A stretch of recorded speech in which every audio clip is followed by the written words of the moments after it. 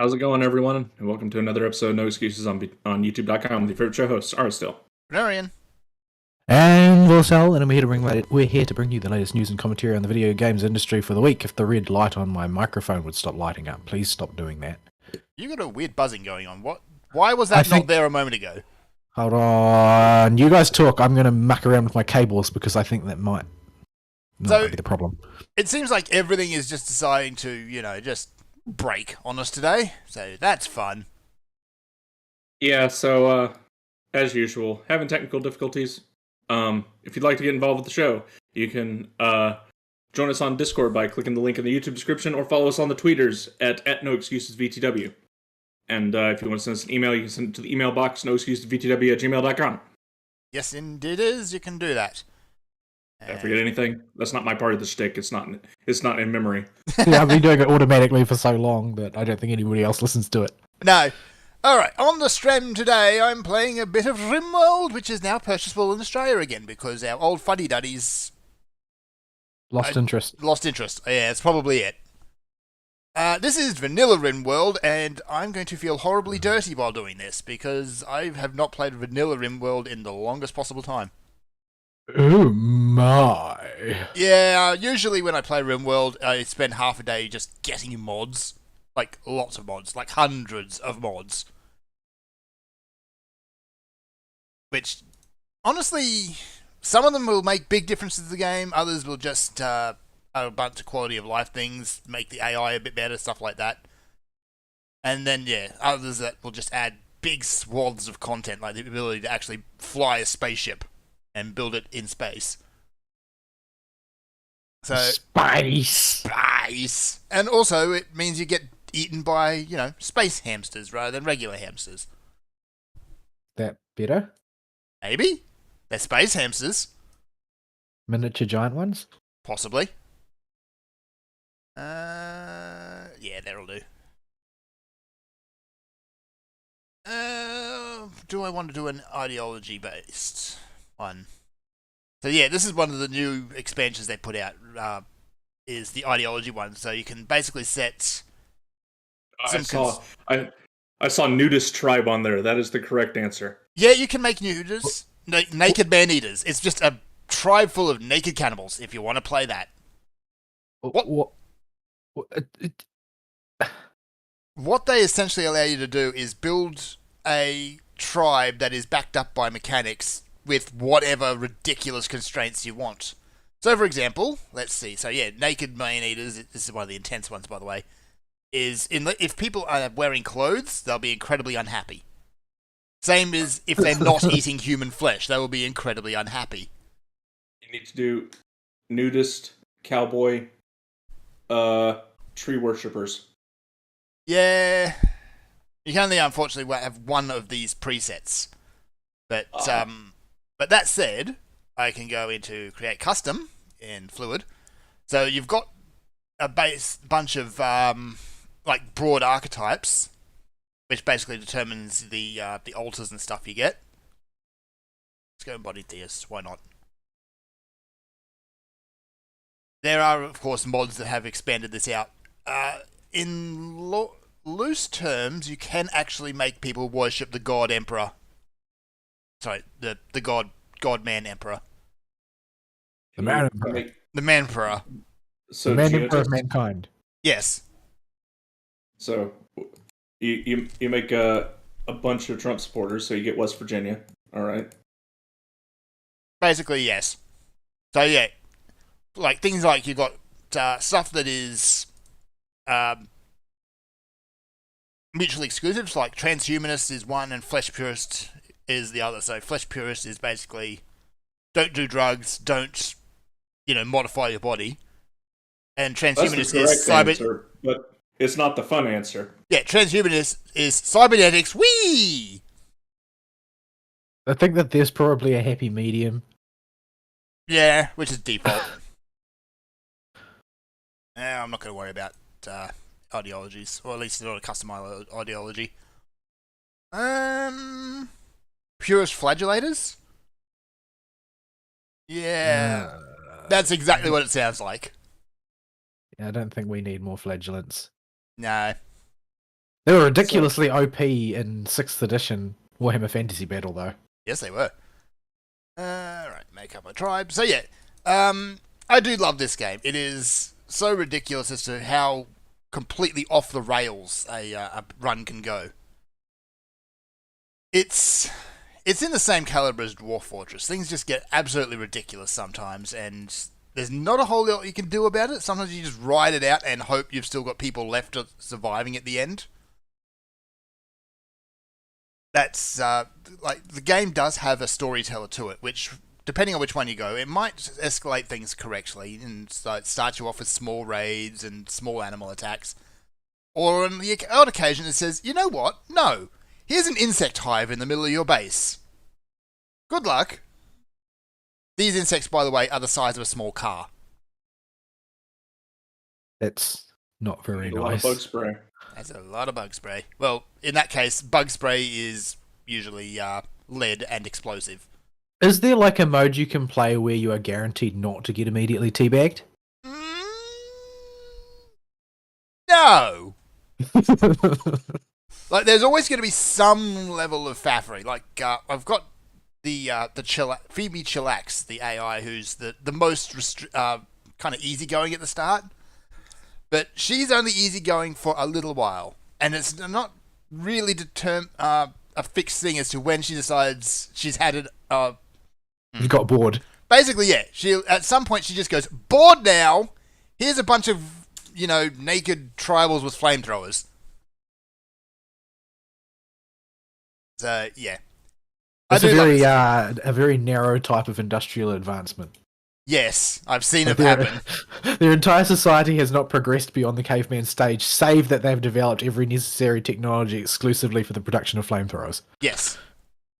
I've This seen it seems happen. like one-sided to me. I see no problems with this. We call these priorities. Shooting, you can have a pillar. And where's my last dude? I lost my last dude. There he is. So, your week, Fern. What My have you week done? wasn't a whole lot, unfortunately, because because we had to sack the worker, I ended up straight back into work hell. Barely even got a chance to play much in the way of Vidya. I did do a little bit of Final Fantasy, and I haven't quite knocked out the last little bits of the storyline, but yeah, I did do the Froth and Foam cutscene, which never gets old. I loved it. I need to go through and play it again.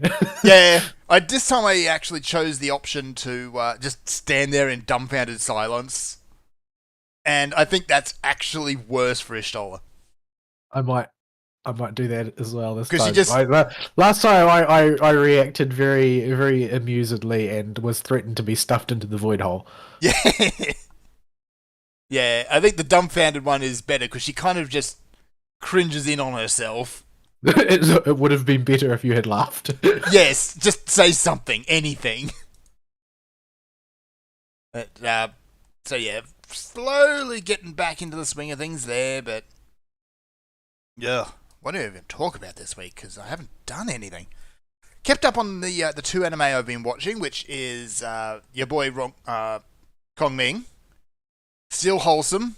I'm still not entirely sure where he's going with these plans he's coming up with. Kong Ming always has a plan. He does. He's kind of famous for it. It's his thing. So, yeah, they've introduced a couple of new characters in the latest episode. The first being the record producer, who seems eccentric.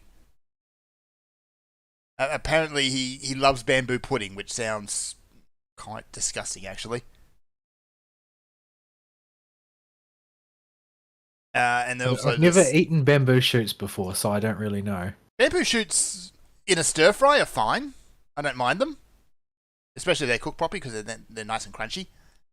But they don't taste of much. But the Japanese seem to be willing to make pudding out of basically anything. Yeah. There are things that should not be pudding. Ask Pudding Way. Recently, in my wanderings in Final Fantasy, I have found where she goes after you've done that quest. She's just hanging around under a tree, muttering about Yeah. pudding. watch her have some kind of existential crisis and become like one of the bosses in this expansion's trial series. I mean, yes. Summons Miyako for the Princess Connect crossover.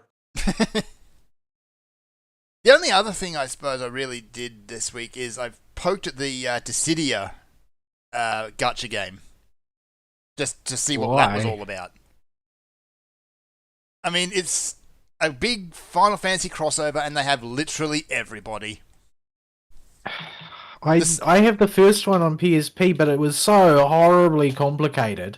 Oh, the story, at least for the gacha, is very simple. It's like everyone's being pulled to this world where these hyperspatial buttholes are being opened. Close the buttholes and save everybody's worlds. The end. That's the plot.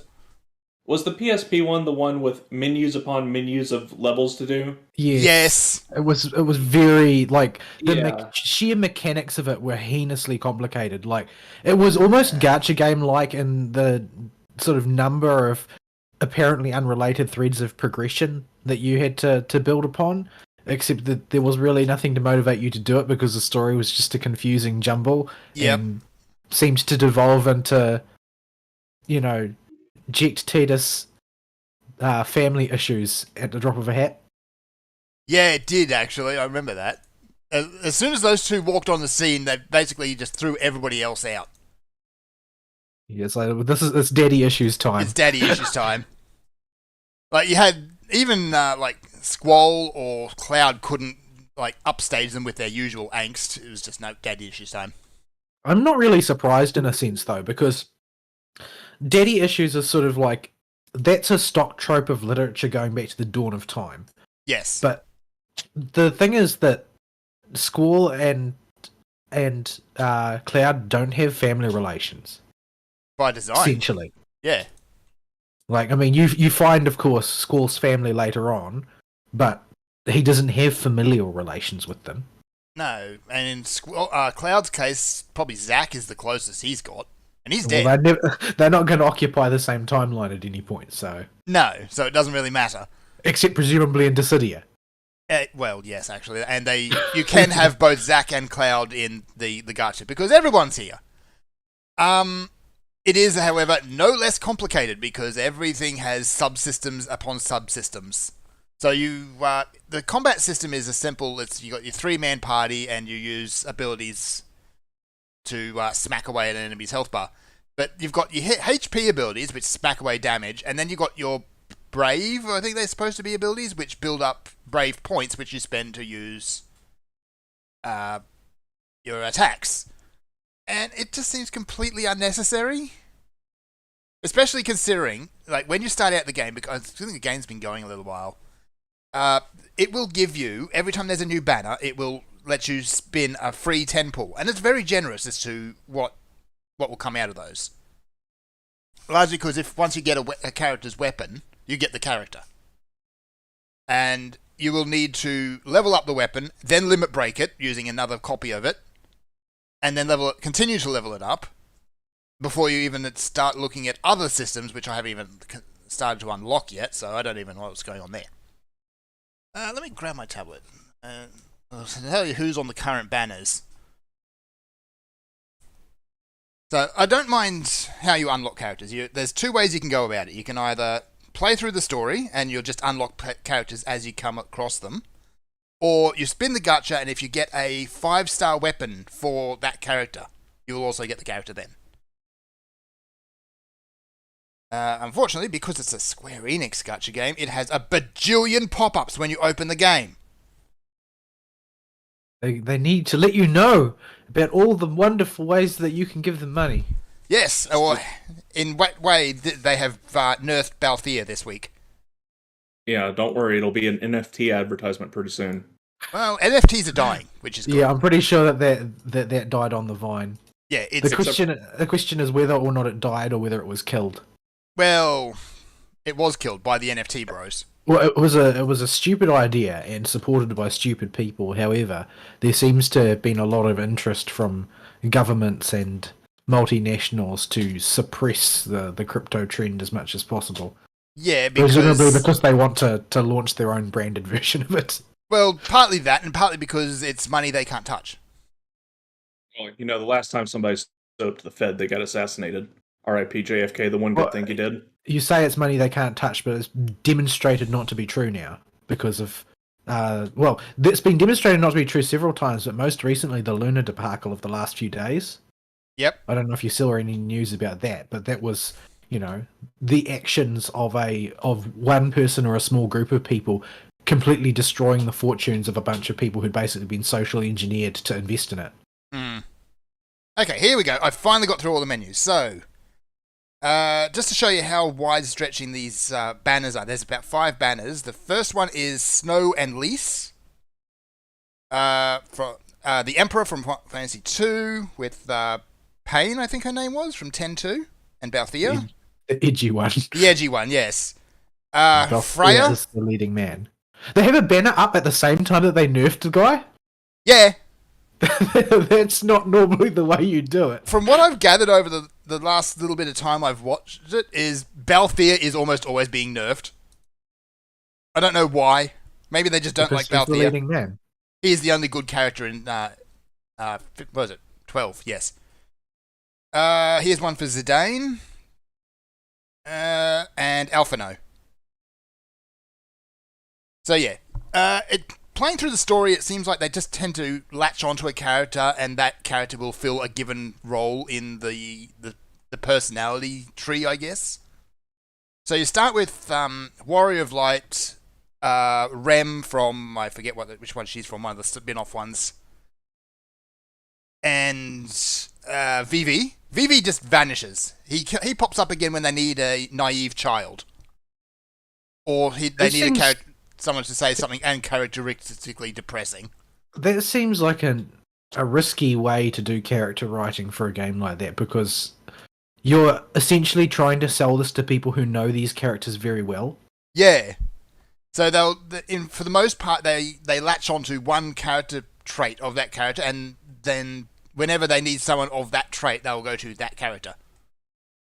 Like, whenever they need someone who's frumpy and serious, you've got Ishtola, who shows up. And for some reason, she's got, like, her Realm Reborn model, where she shows up in a shirt and jeans. But she acts like Stormblood Ishtola, so, no. Like, Realm Reborn Ishtola was a lot more optimistic. And a lot more willing to put up with people's crap, I guess. So, yeah, you've got that. If you need a peppy person with the attention span of a gnat, you've got Yuffie. The Warrior of Light tends to show up just as an audience surrogate for a lot of the time. If you want the team dad, you've got Zaz, who's probably the only character out of 13 I actually like, so that's fine. He's the only character who seemed to have any sort of sense in that game. And his whole plot was, I want to go home. Was that Afro Man with the chicken in his hair? That was him. Okay. I thought his plot was about his kid. It was. Yeah. He wants to go home and see his daughter. That's his whole point. He doesn't want anything to do with whatever nonsense is going on. No, I thought it was about his kid turned to Crystal or something. Yeah, I thought so too. Wasn't that what's her face? The other dead one? I don't know. 13's plot is just completely incomprehensible. A whole lot of characters have motivations. Somebody I know is a crystal or was going to be a crystal soon. Because that's what happens to people once they fulfill their whatchamacallit. The destiny given to them by the Fal'Cie. Yeah. They turn into a crystal. And that, like, Saz's kid is one of these people, and he fulfills his focus and turns into a crystal in front of his eyes in the scene in their Gold Saucer equivalent. Oh, yeah, that's right. So, yeah, but still, I don't mind Zaz. He's the only character who seemed to have any sort of sense. I mean, look at Hope. He has this character-breaking moment of saying, I'm going to stop being a whiny bitch. And 5 minutes later... his son, not his daughter, I'm pretty sure. No, I'm pretty sure it's his daughter. But yeah, Hope's immediate... It's his son? Oh, okay, whichever. Yeah. So yeah, that's basically the whole plot then, we're in this world, here is the villain of the day, so the first one you run around after is Kuja, who still hasn't decided to wear pants. He doesn't really seem like a pants sort of person. to be No, honest. he's far too flamboyant for pants. Like, he's only slightly south of the point of being the Kifka. Yeah, Kefka's the next boss who shows up, by the way, after Kuja decides I've had enough and just walks off the screen. I don't know what. You beat him in a fight. He doesn't join you. He doesn't die. He doesn't go back to his world. He just kind of wanders off. He gets bored and leaves. He gets bored and leaves. So, thank you, Kuja. You did a thing. And then, yeah, the next one who just shows up for no apparent reason is Kefka. I think Well, about that. doing things with no apparent reason is pretty much his shtick. Yeah, but all of his no apparent reason stuff does have a reason. Sort of. It's usually something completely bug nuts, but it's a reason.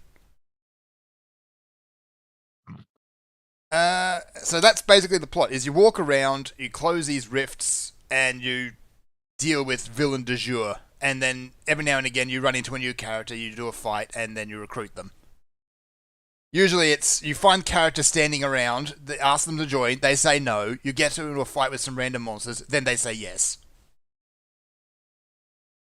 That's for the most characters. For characters who are going to be more integral to the plot, like Zidane, until he turns into a flirt and disappears. He was already a flirt. The last time I saw Zidane, he had this funny little cutscene, at least, though, where he was flirting with 3 or 4 different female characters, and then Ishtola walks up.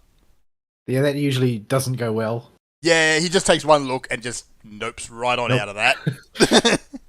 So, yeah, thankfully, Zidane is not a stupid character, unlike Van. If they want someone who's completely square-brained, they use Van. Also completely uninteresting. Yeah. What's my lineup look like? Like, my current party is because I spun on a gacha right at the beginning, and I pulled the top weapon for... How do you even pronounce her name? Enna Crow, who is from World of Final Fantasy. I actually kind of like her as a character, because she's a self-styled god of that universe. But she's just so completely half-assed about it.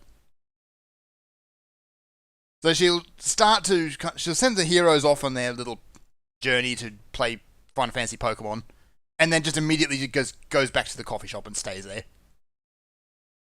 Even her abilities in the Disgaea game are half-assed. Like her first AoE nuke is just kinda sorta holy.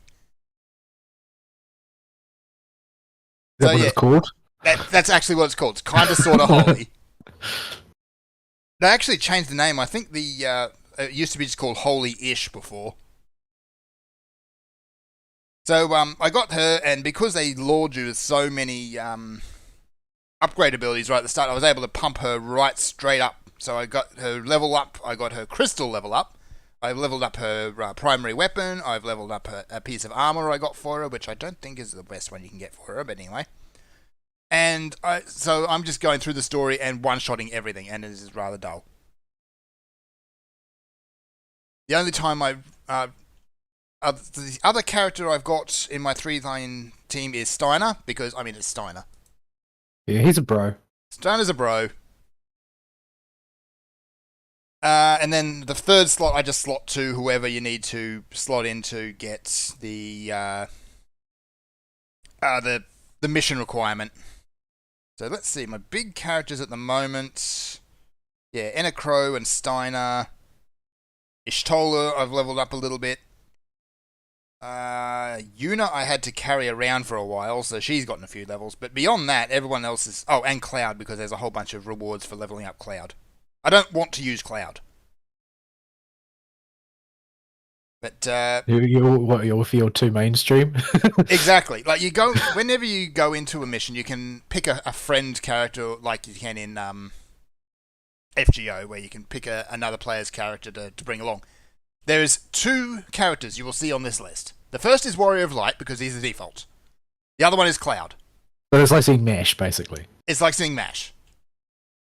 I'm not sure if Warrior of Light 14's in here, but yeah, I don't even know how he'd work. I've unlocked Pain, and somehow apparently dress spheres are a thing for her. I have no idea how that works.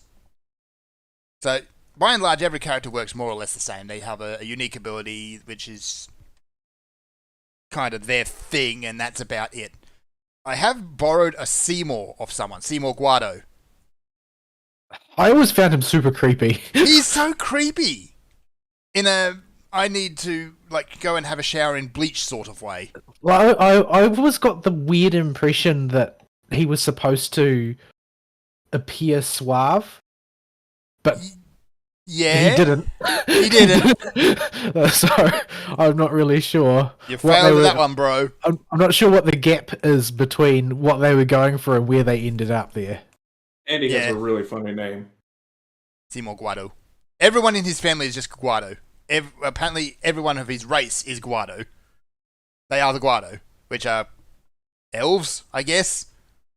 They're long-fingered, long-handed things. And face squigglies. Yeah, they're basically those... They're basically a less fat version of those things in Final Fantasy VIII that Norg is one of. Oh, yeah. Okay. I keep forgetting about Norg. So let's see. I don't even know half of these characters because some of them are from early Final Fantasies and others are from spin-offs. Like I've got Balthier. I don't have any Sids yet. Walker, Alphino. Who's that? Walker! I got Walker, and you Talk can... about your least cool characters. Yeah, but because the way weapons work, I've got unlocked a whole bunch of blitz balls, so I can just get anyone who uses throwing weapons like Yuffie or Kane. Not Kane. Edge. I think Edge uses throwing weapons. So just have a whole lineup of characters pelting things with blitz balls. I unlocked Thancred at some point. And Kamari, the character that everyone forgets exists. And Mog, who looks different from the other Mog. And that's the other final little bit I wanted to talk about is, yeah, the whole thing is basically everyone's following this Moogle around, who's a very strange-looking Moogle. Who apparently talks to the goddess? Or... When you say strange looking, do you mean strange looking for a Moogle, or like the way Tingle was allegedly a Kokiri? Strange looking for a Moogle, thankfully. He is a Moogle. Unlike Tingle. Why, Nintendo? Why? And more to the point, why do you like him, Japan? Stop it. Tingle is not good. Tingle is bad. Tingle is weird. So yeah, as far as a game that's going to waste your time, this is it. I'd rather, I think, maybe go and play a proper Disgaea game, because at least that's like a flashy spectacle. What, Disgaea now? Dissidia. Also Disgaea, but yes. Disgaea is a flashy spectacle in a different way.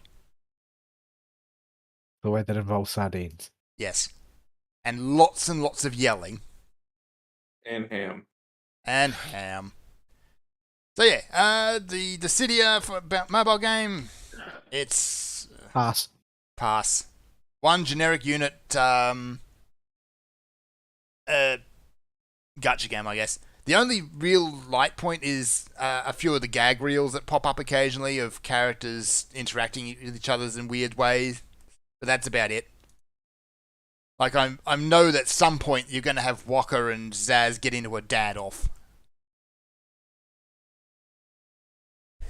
Not Jecht. I mean, if you want a loser in the Dad Olympics, Jecht is probably it.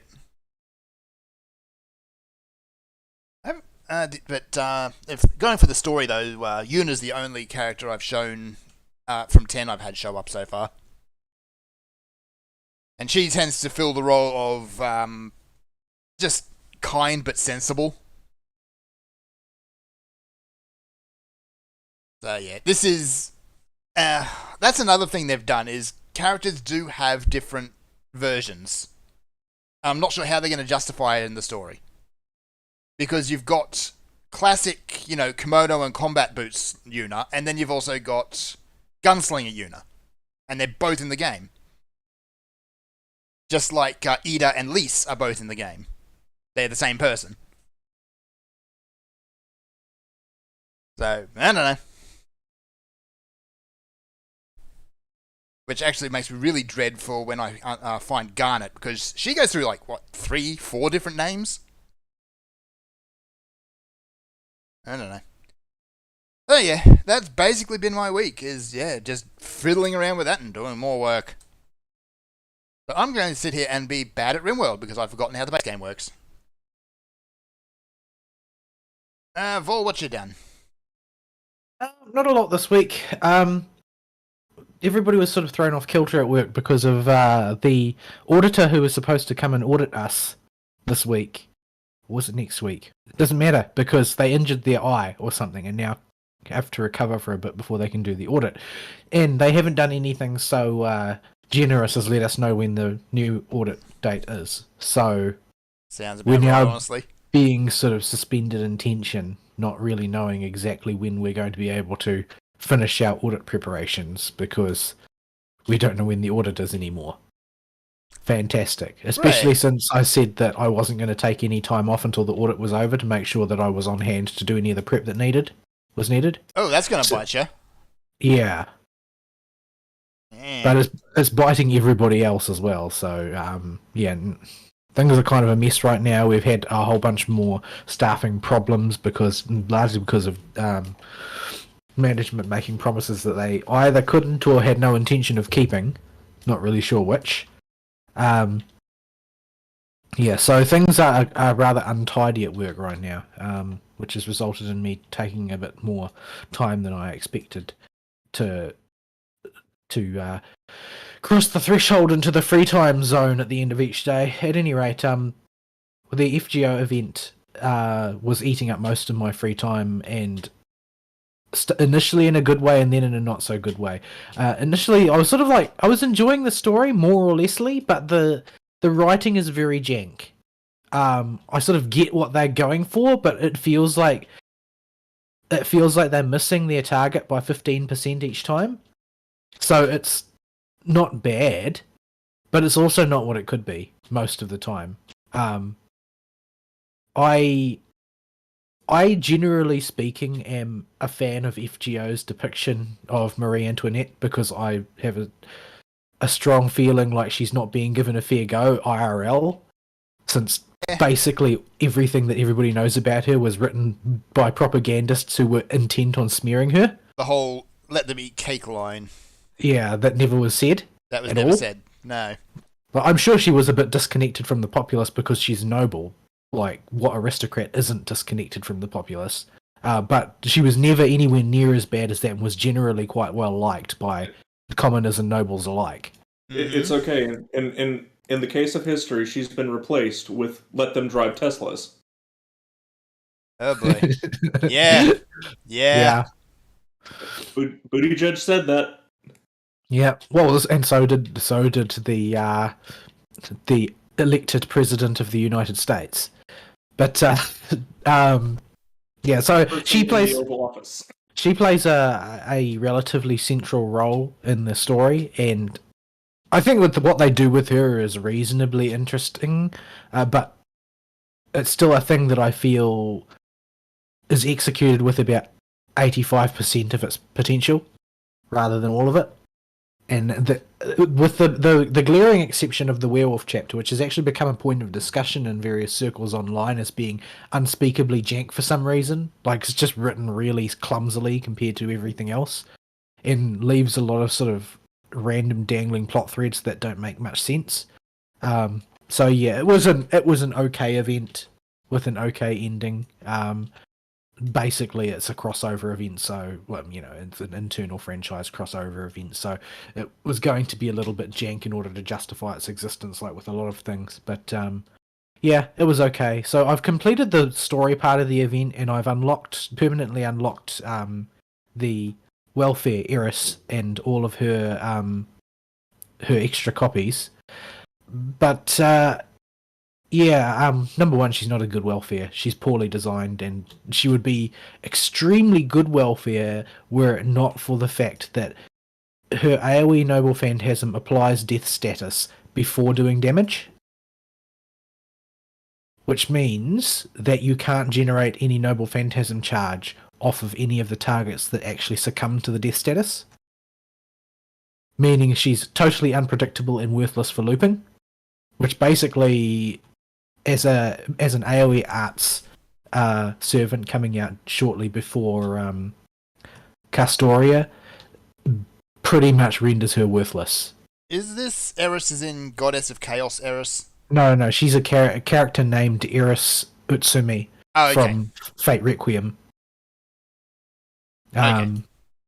She's in Fate Requiem. She's like, well, Fate Requiem is a world where the last Holy Grail War was fought in Tokyo, and the fallout in the end was that the entire world got changed, and every living person was born with a sort of a miniature Holy Grail inside them that powers the summoning of a single servant who's bonded to them for life. Right. And so everybody goes through life with a servant companion, basically, and Eris is the one exception to this.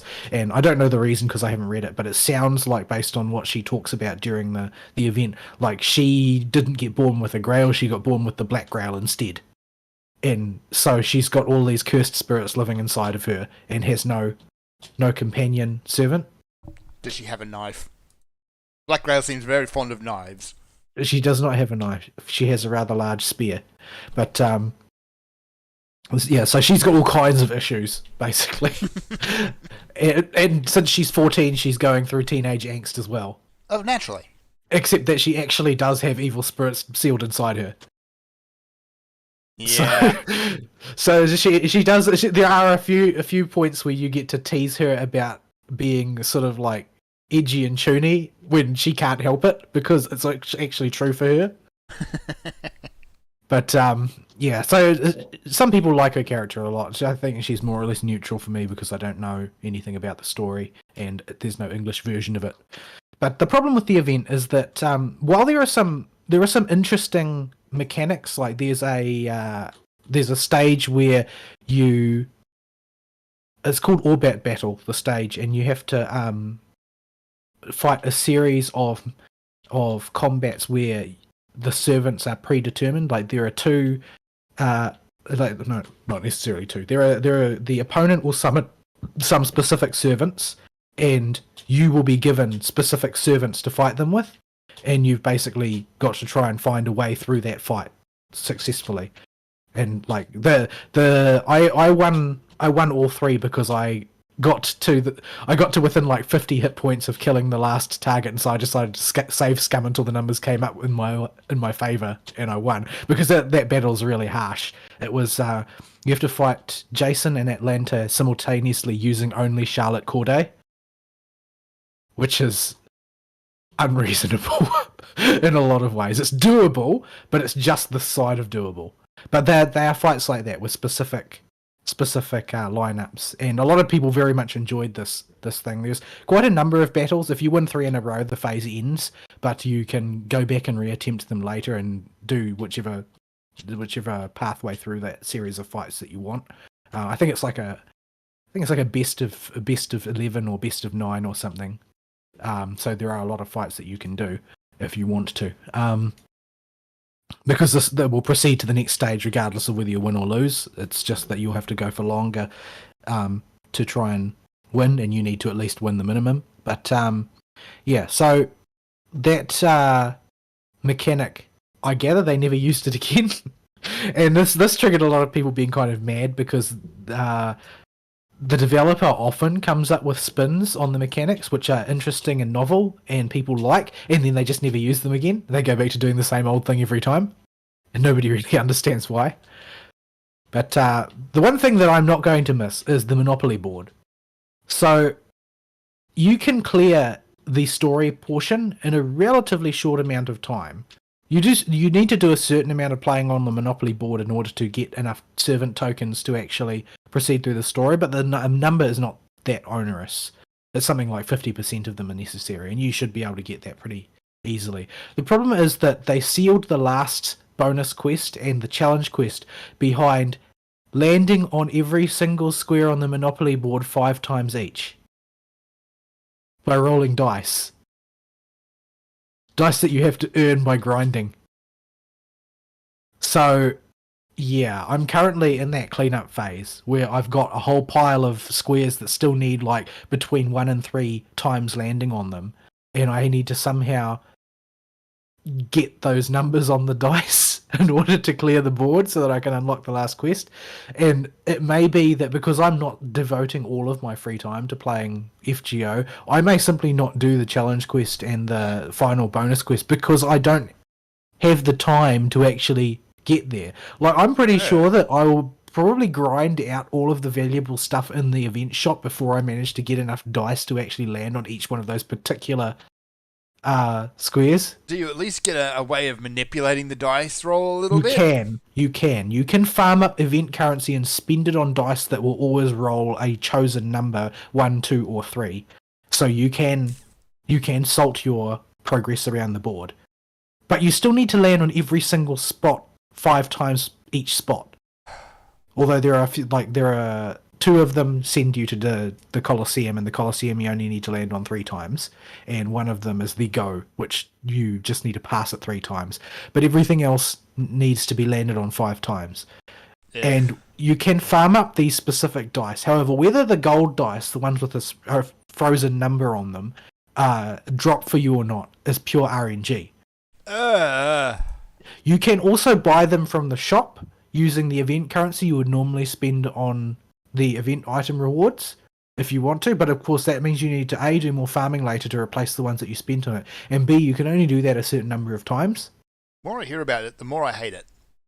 Yeah. Apparently, if you make a plan from the start on what you're going to do and how you're going to spend your currency and you stick to it, you can actually do it all relatively easy. But if you sort of like attack it in a hodgepodge way, the way 99% of players will, it's going to become a huge headache at the end. So currently I'm in huge headache mode. If I just sat down and spent a few hours hitting the correct things, I could probably do it, but it doesn't seem like a really profitable use of my time, to be honest. And that's really the issue. It's not fun at that point. It stops being fun. Yeah. You're just trying to do this obnoxious task that you don't really like because you have to. Otherwise, you can't do the final challenges. And the reward for the final challenges, of course, as usual, it's a crystallized lore, which is a very limited item. Now, like I've mentioned, I don't really feel obliged to get them anymore, so I'm not going to be, crying tears of blood if I never get round to doing it. But it does frustrate me that they have gated it behind an obtuse mechanic, and I wish they hadn't done that. But there's a war being fought online between people who think that the Monopoly board is obnoxious and people who think it's obnoxious are casuals. So yeah, no resolution on that issue. But the event was okay. Most of the battles, I feel like, because there's a huge profusion of different battles involved in the event. However, most of them are very simple, which I appreciate. Because honestly, I just don't want a challenge in fights that are not explicitly designed to be a challenge. I just want them to be, story appropriate. So, and it also gives me the opportunity to use Kirihime in every single fight, which is what I did. Because it's still trying to grind that bond rank up. It's really hard to get enough tokens. I'm preparing in advance for when they unlock her level up to 120. When they unlock everyone's level up to 120. But to do the Palingenesis to get up each increment of 2 levels, you need servant tokens, which are hard to earn, very hard to earn, because you've got to summon them out of the gacha for the most part.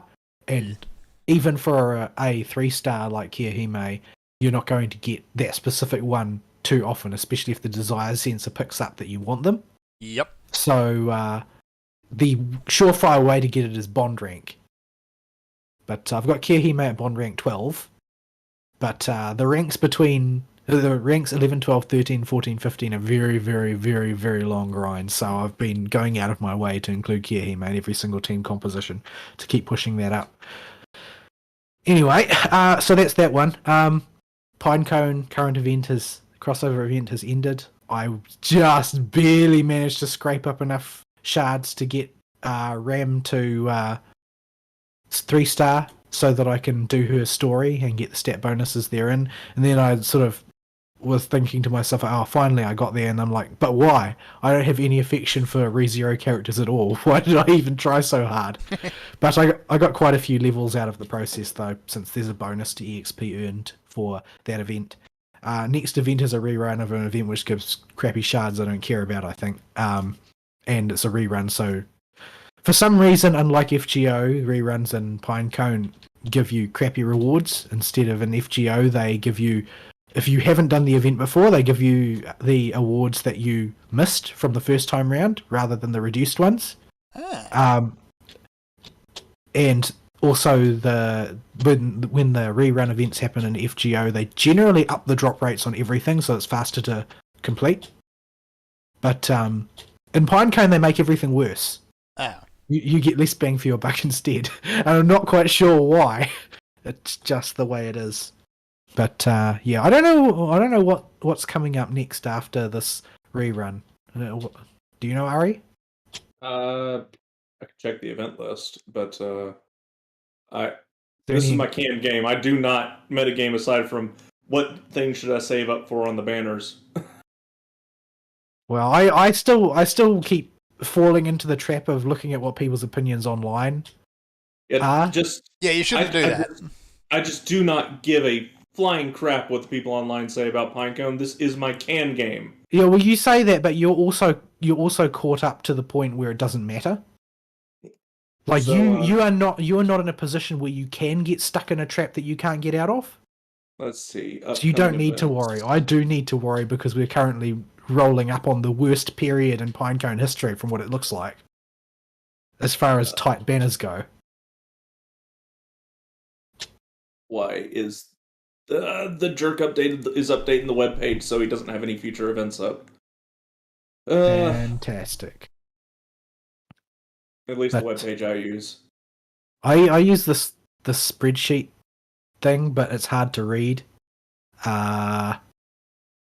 So I'm looking too many years ahead, actually. So we just did Oedo. The next one is Christmas. Is the Christmas ones? Is it the rerun of the older Christmas ones? Is it? No. I think I'm looking on the wrong line here. I don't know who set up the formatting for this. It's freaking bonkers. I think it's summer. The first summer one is next, so we get Susanna. Yeah, I was looking on the wrong line. Yeah, it is summer. Summer's coming next. So Susanna's first, then Carolyn Peko from the rerun, and then Saren, Makoto, and Kaori. Yeah. But yeah, so summer, the awful period where everything is mandatory.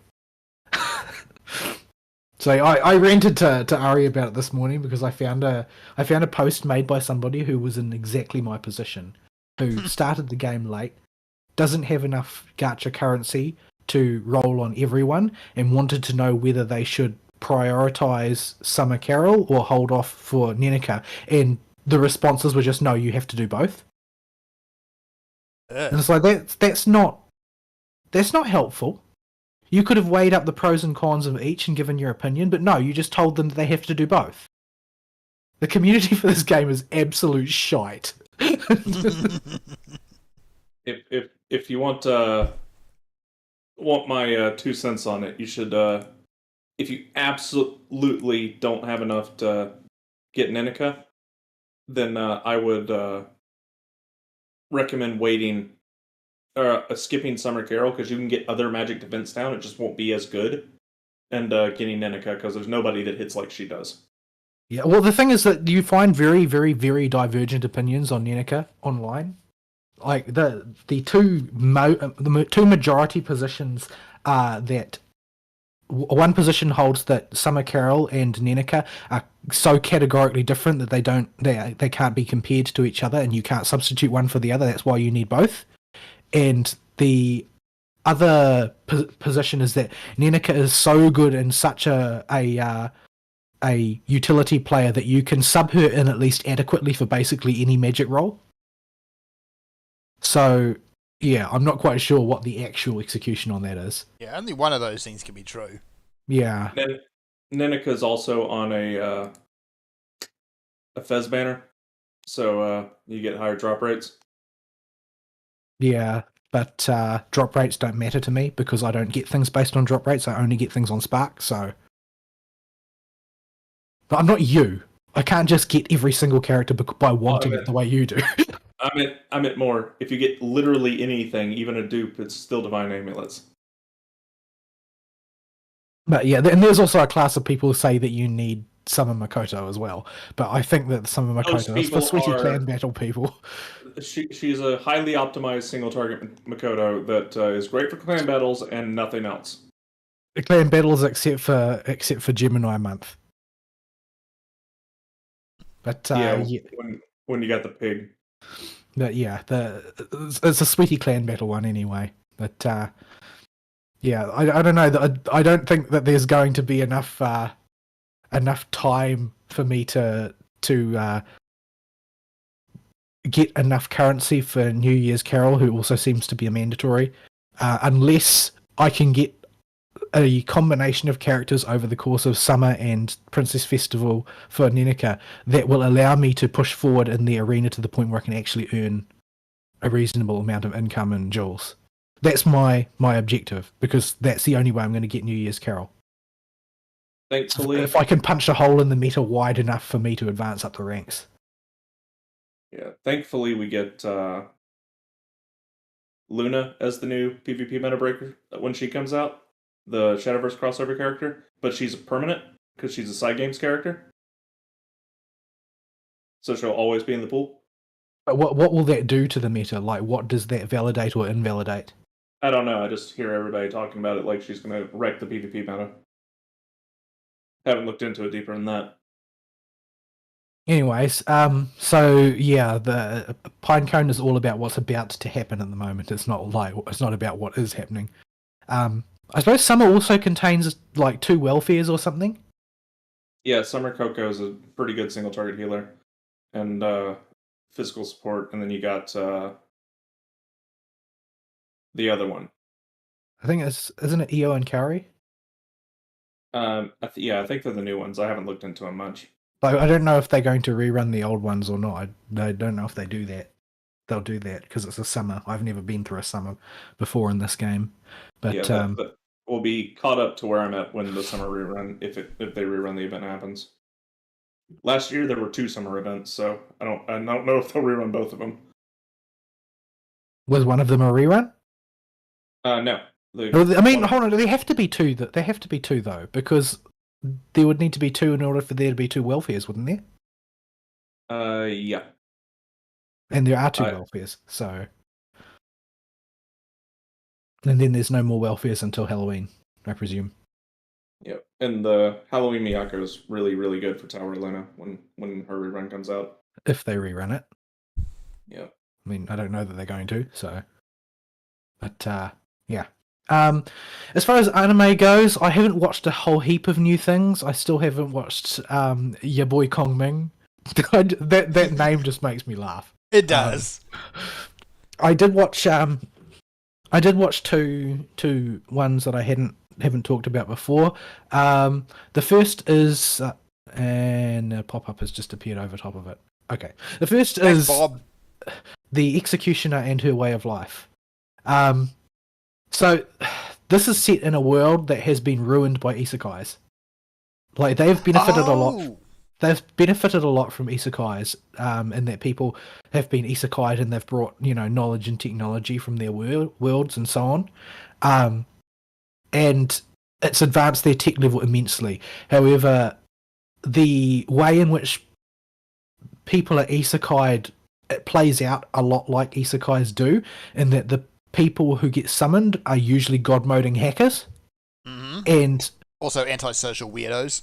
But it's sort of fused with the concept from Type Moon of origins, in that when they get summoned, basically an origin gets attached and it gradually takes over their existence. So when you give someone a god-moding hacker power, but it gradually eats away at their sanity and becomes their entire purpose of living, you basically end up with walking nuclear bombs that could go off at any second. Yeah, ain't good. And so the world has been ruined by this before. There are apparently certain concepts that have gone absolutely buck wild. Like, you see a snapshot of a very minor disaster caused by an isekai individual who, they've got a name for them. I think they call them like Lost Ones or something. that had the concept of white attached, and basically she got to the point where she was going mad because and all she could think about was going home, but everything around her was basically getting turned into white ash. Eesh. Wherever she went, it was just bleaching the landscape. And so there's a sect in the church on that in that world who specializes in tracking down and executing anybody who's summoned from another world by hook or by crook, and they will use absolutely merciless approaches to this. They'll use any kind of deception necessary to do it. And the main character is basically one of these executioners, and she was trained by an especially skilled one, and is basically going about her job, and it's surprisingly dark. Like it's not a very optimistic series at all. It doesn't seem like it anyway. But I haven't watched very much of it yet. I've only watched a couple episodes, but it seems like she has had persistent dreams about meeting a particular person. Like she dreams about being in another world that looks like Japan, basically, and having a friend there, a very dear friend whose face she can't see. And there's a couple of kids who get isekai'd at the start of the story, and one of them is her first mark that you see. Basically, this is to introduce the concept of her as an executioner, and the other one has persistently had dreams about being in another world and having a friend there that she can't quite see, and it's implied blatantly that these two are basically have been dreaming about each other, but they aren't aware that that's what's been taking place. And the executioner girl is basically, she's been given the objective of killing this individual who's had the concept of time attached. The problem is that the concept triggers anytime she's killed.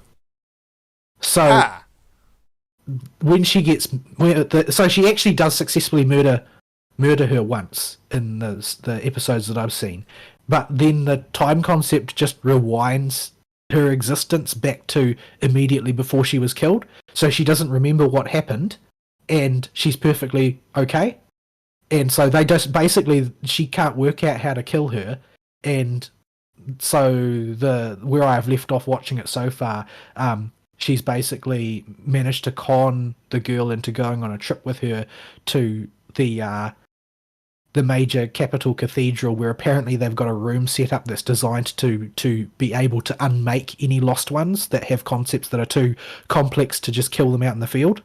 But basically the implication is that eventually the executioner is going to go turncoat on them and try and preserve her instead. That's sort of like the hanging implication in order for the story to exist, as they sort of get closer from travelling together. But that's more or less speculation because I haven't watched much further of it.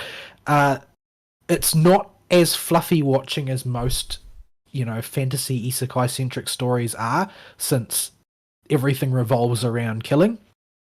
And whether or not killing people who are isekai is just the done thing in this world. It's a sanctionable act to summon someone from another world because they tend to ruin everything.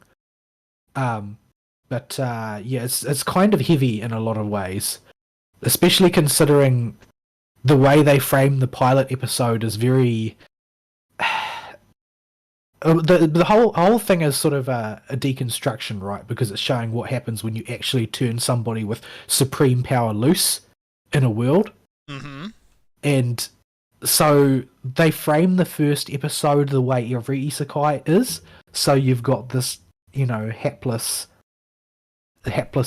teenager from Japan summoned into this fantasy world, and he gets turned out of the castle gates for not having the power that they wanted him to, so they throw him out, and then he's basically got nothing, he's under a bridge, and then this pretty girl turns up to help him and says, she'll help him, and she's from the church, and they give sanctuary to lost ones like him. So they go around doing the first episode of an isekai anime. Yep. And then when she helps him unlock his power, and he starts to be very impressed with himself when he realizes what he can do, and then she just cold-bloodedly murders him. Oh, that's how they set up the series. Yeah. And they don't really spare it either. Like she drives a knife through the side of his head on screen. Oh joy. So yeah, Oh it's yeah, that's pretty brutal. I fast That forwarded is. to that section of the episode while you were talking about it. Yeah. So like it's a cool take on isekai because there's so many of them that are just like, here is nerd de jour with the powers of a nuclear bomb and he's wandering around and doing whatever he feels like. Yeah, well, I mean, you can sort of, in the few seconds leading up to his murder, you can sort of see him gradually coming unhinged because he's a teenage boy who's suddenly been given the power to, as far as he can see, do what he wants. Mm. But yeah, so it's a very effective tone setter for the series as a whole. But I haven't watched very much more of it because I think I need to be in the right mood. Because I'd say that it's quite a bit grimmer than most isekais. Like, you would normally consider something like say Rising of the Shield Hero to be on the slightly less optimistic side for the most part, but this is way more cynical even than that. Yeah, like Shield Hero is pretty cynical to start with, but yeah, this is taking things to a whole new level. Yeah, so I haven't watched much more of that, but I thought that it was good. I don't know that I found it overwhelmingly enjoying, since I don't really like Dark Fear all that much on average, but I will probably still watch some more of it when I've got some time, because I thought it was quite good. The other one that I watched, where is it? I'm not really quite sure how to go about talking about it. I think it's heavily dependent on your particular tastes in humor, right? And it will do a lot better if you are a big fan of like Japanese manzai comedy. All right. Because it leans very heavily on someone says something outrageous and the other person reacts. Mm-hmm. Usually violently.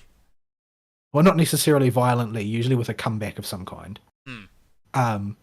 It's manzai stand-up comedy built as an anime, effectively. I can't find the name of it because I can't find it in the freaking list.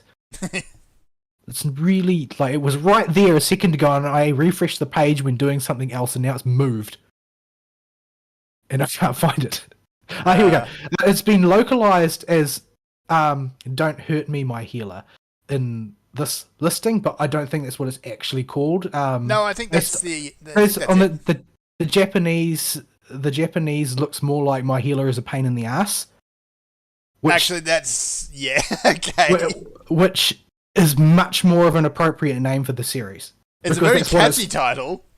That's what the story is actually about. Now, I've only had time to watch a couple of episodes of this as well, but basically it's about a swordsman named Alvin who's he's a rookie adventurer, and he's like striking out on his own to do his first little bit of adventuring, right? And he's really optimistic about the future. He's done a little bit, like he's camped out before and all this sort of thing. Like he knows sort of roughly how he's supposed to go about things, but he's still at the collect bare asses stage of being an adventurer. Mm-hmm. So he's got to do, whatever jobs he can scrape up. But he's a soloer, and he runs into difficulty, and this Dark Elf cleric saves him from a spot of difficulty, although saying that she saved him is a bit... That's putting a spin on it. But Airfields looks very sorry for engaging our protagonist in this opening scene. But basically, the Dark Elf cleric wants to party up with him because clerics are kind of rubbish at adventuring on their own. But she's just got a horrid personality. She's adorable and all that, but she has an absolutely horrid personality, and will just say absolutely cutting, ruthless things totally deadpan, and it's very unclear to what extent she realizes just how cutting she's being. Oh no. But yeah, it's sort of a quirky comedy. I can very much see that a lot of the jokes will just fall flat if people don't like that particular type of comedy, because it's all about the cleric saying something completely outrageously insulting to the other character, and the other character reacting to her just saying something outrageous, and she's just a very odd character. They haven't gone into any explanation as to how she ended up being like this, but I think it really could bear doing because she's really an annoying brat. My goodness. And she's not cheekily annoying either. She's the sort of annoying who the sort of annoying that you normally find in a raging narcissist who simply doesn't understand why everybody doesn't like them. Oh joy. But she's not. I don't think she's actually a raging narcissist. I don't think that's the driving force. It just seems like she's totally autistic about the fact she's unbelievably insulting. Fast forwarding through the first episode, the MVP here is the bear. The bear is definitely the MVP of the first episode. There's no question. Okay, I think I need to watch this. But yeah, it's a very silly show and it's quite watchable. I sort of fell asleep watching the second episode, so I'll probably have to watch the end of it again to try and remember what happened. The bear has a house? What? The bear does have a house. Like there's a lot of twists and turns in the first episode that don't make a lot of sense, but yeah, you live with it. They're really going out of their way to play the visual gags that hide in Pro Tycoon's face in this show. Yes, I don't think you ever see it. Yeah. Anyway, I watched that. I reasonably enjoyed it. I'll probably watch more. And that's about all I have to say about that one. Something light and silly, and honestly, with a title like that, I think I gotta check it out.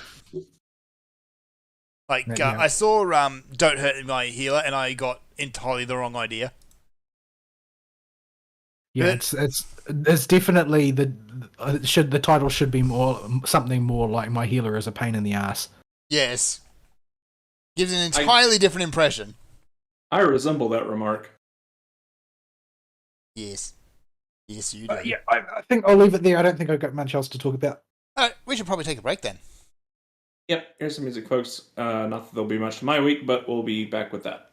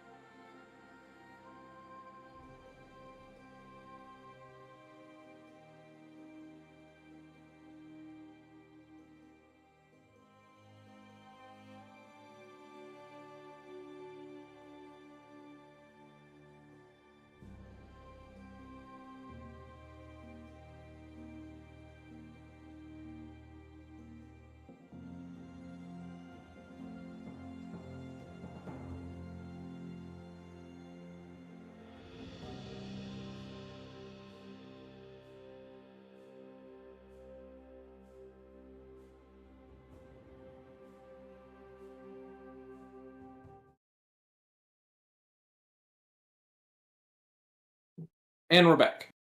Yes, we're back. And for some So- reason, RimWorld doesn't have a windowed full screen mode. That's irritating. Yeah, Borderless Gaming, the app you can buy for $2 on Steam, is the best app you can spend $2 on. I might just have to do that. It is a lifesaver. Like, that's actually a pretty good segue for me. If we move straight into my week. Segway! There's a game that I have played about once every 3 years, and I do a playthrough of it because it's a lot of fun. And I had never played the PC version of it before, but it was getting really obnoxious to play it recently, and it's been about 4 years since I played it last. Because I don't want to wheel the PS3 out to play it. And that is Metal Gear Rising: Revengeance. Which is still a terrible name. No, it's the best name. You shut up. And this game is really short, and it was on PC, and it was $5. So, while it was on deep discount, I scooped it for myself and did a quick run through the game. The game has a few shoes on PC. Number one, it doesn't support resolutions over 1080p. So if you have a big monitor like mine, you can literally see Raiden's eyes pixelate if the camera zooms in too close, which it does in the opening scene before the menu pops up. Yuck. So the only way to fix this is to go download what I hope isn't a virus from NeoGAF of all retarded places and install a patch. Wait, call the Exorcist, he said that which should not be named. Yeah. And install a patch that converts the 800 by 600 resolution into whatever the heck you want it to be. Something The reasonable. the second thing is the game doesn't have borderless windowed mode, and this is a crime against humanity, so you run it through borderless gaming. So now you have the game actually functioning. Yeah. And it's a fun time going through the game. I've talked about it before quite a few times. But yeah, I just enjoy that game in general. There's nothing really to it. You just go in and you cut stuff up, and everything's over the top and big and fun. And there just ain't a whole lot of meat to the gameplay, so there's not a whole lot of reason to keep playing and try for S ranks. Those nanomachines. Yeah, nanomachines, son. You get to go through and see all the bosses and have them give their speeches about memes and watch Twitter be a plot point. Oh, yeah. And that was back before Twitter was a problem. Yep. And before Trump was running, Senator Armstrong cribbed Reagan's tagline first with Make America Great Again. Coincidentally, I've seen a lot of Senator Armstrong memes popping up lately. Yeah, it might be why it was on the brain, but it was also because it was on sale for dirt cheap. Yeah, probably a bit of both. I don't know So, why, but those yeah. memes have just suddenly popped up again all over the place. But the biggest thing going through this game is the music just gets stuck in your head. The music is so good. Mm. Every single track is a banger for the boss fights. So I've had the music on loop, and if you go in the music channel, you can find one of the songs that syncs up perfectly with All I Want for Christmas. I'm sorry, why? Yeah, like one of the boss themes syncs up perfectly with All I Want for Christmas. The Mariah Carey one? Just go check the video during another break or after the show. Yeah, I'll do that, I think, because All I Want for Christmas is an abomination. It gets played on loop in every mall around the country. Constantly. Endlessly. Every time we hit about September or so. Yes. It's much funnier when it opens with the line, "The unenlightened masses." Oh, that's ominous. Unenlightened masses. Let your country control your mind. So yeah, I love this game. It's a bunch of dumb fun with a skill floor in there that's a bit higher than most, but a skill ceiling that's practically non-existent. So I never sit down and actually get all the S ranks in the game because I just don't care that much. The game doesn't have enough depth like a Devil May Cry or something to really interest me in doing that. But it's good fun to go back to once in a while, put it on hard difficulty, and just run through and cut up some robots and crazy desperado mercenaries. So you really want sometimes. Take the brains of children and put them in VR training so that they can become child soldiers in the new war economy post-Patriots. Yeah. Quote, like the good old days after 9/11, says Sundowner. Oh no. So yeah, Metal Gear plots have never made a whole lot of sense, honestly. Oh, That's not the point. yeah. The point is, with Kojima, they're making a movie. He wants to make a movie. With Platinum, they just want to make something ridiculous and over the top. And Yeah. so you get your cutscenes are just full of ham in Metal Gear Rising. It's the hammiest video game. You just get complete insanity where the two meet. And Yep. it's glorious. Yep. Side note, Sundowner might be one of the cooler boss names that the Metal Gear series has produced. Yeah. Yeah. Especially considering their normal fare of adjective snake. Yes. Or noun snake. Noun snake. So yeah. Not a lot to that. Takes maybe 8 hours to run through the campaign.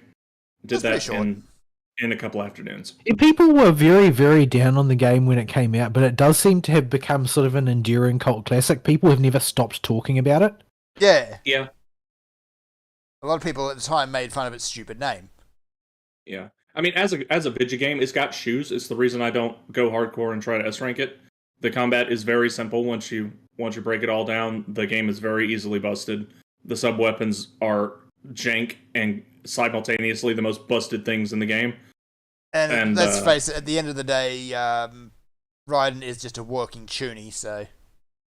Well, at least he actually gets dismembered this time, so he has a justification for being a cyborg robot ninja.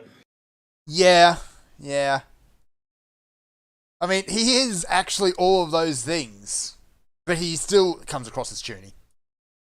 Yeah, and the fact that they just go all in with his new design, because you have to read the log files to figure out why he looks so jank compared to the other cyborgs. It was apparently a rush job because they had to get him back out in the field really fast. That's why he has the weird Glasgow grin going on his face. Oh, yeah. With his unfinished jaw. Yep. Yeah, and the game's just awesome. Raiden in the game is awesome too, because the best part is when he shows up in Mexico for a mission, and his people at base are like, "You're gonna stand out like a sore thumb down there. Please tell me you thought of a disguise." And it cuts to the inside of the car, and he's just got this giant sombrero and a poncho on, and the rest of him is still Cyborg Ninja. He's like, "Don't worry, I've got it covered." Yeah, that's not a disguise. In Mexico, it probably is. I mean, if he can hide under the sombrero, I guess. You see him get out of the car with his robo-doggy to go into the sewers to infiltrate wherever you're going for that mission, and the people on the street just point and give you the funniest reaction faces, like, what the heck is that? That's the reaction I expect. So yeah, I love Revengeance. I love everything about it. So I would totally vote for Senator Armstrong if he picked any motivation besides being a crazy warmonger. Yes, bears for everyone to suplex. Yeah. So yeah. it's a fun time.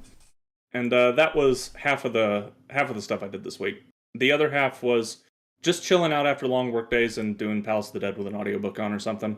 Turn on a podcast, relaxing. You got that creepy ass face mount. Yeah, I got that last week. But I finished the pot shard collecting. I'm now getting sustaining potions, so doing Palace of the Dead is solo a lot more reasonable and faster when you get these, because these are on a 20-second cooldown. Put a hot on you that fully heals you. That's over kind its of crazy. duration. Yeah, but they cost 1 pot shard per 20. Oh. And pot shards are incredibly rare. You are guaranteed one every 50 floors. And they have a very small chance to come out of the regular chests, not the gold or the silver ones. Yeah. So, and if you want to buy the mount and the pets and the music scrolls first, that costs quite a bit of pot shards. So I got all those done finally. The mounts, and now I can 10 of them. 10. Yeah. So, and and by the way, that pot shard that comes out in them regular chests, it's a random roll who gets it if you go with multiple people. Yes. So yeah, I've got a 200 sustaining potions now. So doing it solo is a viable option. I capped out my Aether pool, so I can blitz through the early floors and go all the way up to floor 100 without having to worry about hunting out silver chests. Silver chests are now a non-issue; those rooms can be skipped. And just in general, finding ways to do that place faster and more optimized has really it's really interesting to go through that place and see your gameplay evolve. Because there are just things you can do to make it go faster. Things you can ignore, things you can get away with. Limiting your usage of Pomanders to only strengths in the lead up to the boss room, if at all possible, and still trying to keep those at 3. And other than that, not popping anything else other than maybe the occasional intuition. Just so that you can kill stuff faster. Sometimes you get to a floor you're already full on Pomanders, you just safety it, and then you Manticore it, and you just bop everything on the way to the exit, and you just skip the whole floor. Another viable strategy, yeah. I've been meaning to go in and actually try to do those solo at some point, but that's a fairly long grind. Yeah, it took me about 250 floors total to max out my Aether pool. Yeah. Plus that's assuming the pot shards are going to be nice to you. Yeah, you're guaranteed at least one if you do a set of 50 floors. Yeah. So if you're just doing floors 1 to 50 to grind up Aether pool for the early levels and to get some experience in how Palace of the Dead works, it's pretty good for that. Yeah. But yeah, not a whole lot to report with that. It's just Palace of the Dead. It's just, I am getting better at doing it with practice, and as soon as I get out of practice, I'll be terrible at it again. That's about right. I did the masochistic thing of taking Black Mage through it all the way to floor 112. Why? Because I'm insane, and I didn't want to just delete the run if it was just going to keep going.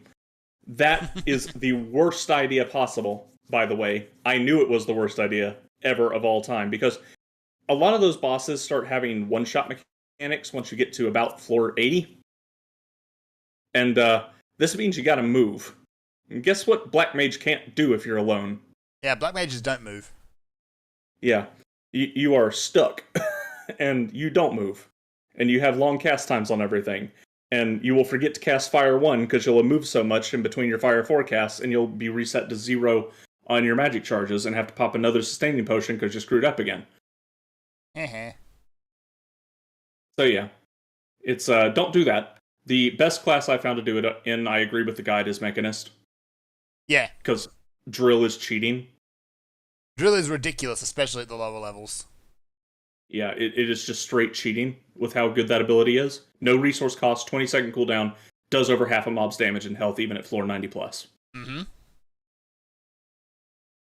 So, and plus, you're a ranged DPS, so you can kill while moving on floors that you don't really care about, and you can easily take everything on. And you can kite, because almost nothing in there is immune to slow. Yep. So as long as you memorize the exact walking path you took on the way to the monster, you can kite it. Yep. And that's assuming yeah, that's the scary thing. Is when you do have to kite a monster, like the big dark dragons on the floors 90 to 100, you have the very real possibility of getting a Crypt Walker repop that will one-shot you if you're not careful. So, getting your finger on that Pomander button as fast as possible for the Witching Pomander to turn everything into a frog when things go pear-shaped is something you learn to do real fast. So yeah, that's pretty much it. A few dailies and roulettes just to keep things a little fresh, so it's not all Palace of the Dead all the time. And took Abo through floor 100 from floor 50, and showed him the post floors. We're up to floor 110 now, but floor 110 is the wall. After floor 110, things get way harder, and I've been having trouble at the floor 110 to 120 block. Mm-hmm. So I'll have to see how that goes. Is it just like mob health or mob damage, or it's the frogs? Frogs. You're not providing a great deal of explanation there.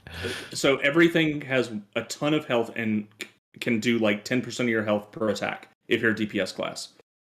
When there are frogs that can also death grip you, stun you, and do critical jump damage for half your health that respawn frequently and patrol, that's the problem.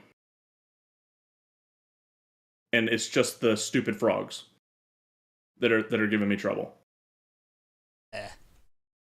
So yeah, I've been having a bit of trouble in that range. But the rewards you get for the floor 100 plus stuff is really good.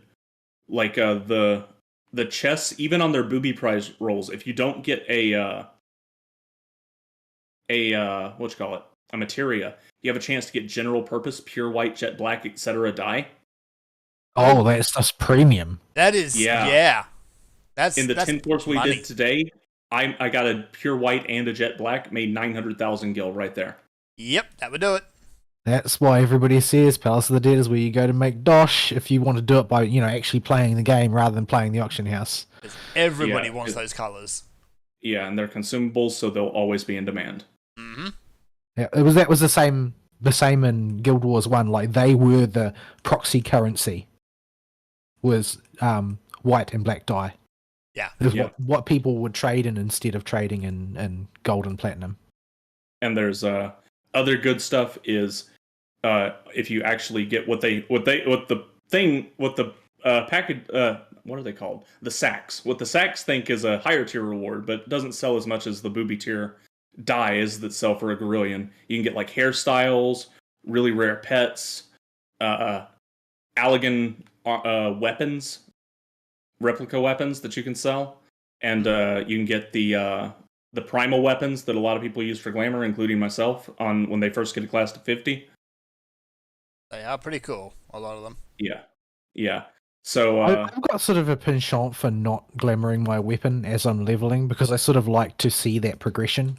I wish I could do that, but machinist weapons, half of them look really dumb. Yeah, with machinist, you're in sort of a tough spot there. But generally speaking, because Marauder's my favorite. I just generally find that Marauder weapons look good on average. There are a few exceedingly jank ones, but for the most part, they look pretty good, and I've been happy to just go with the default. And since my secondary class is Scholar, you kind of just don't really notice the weapon most of the time. You really don't for Summoner Scholar.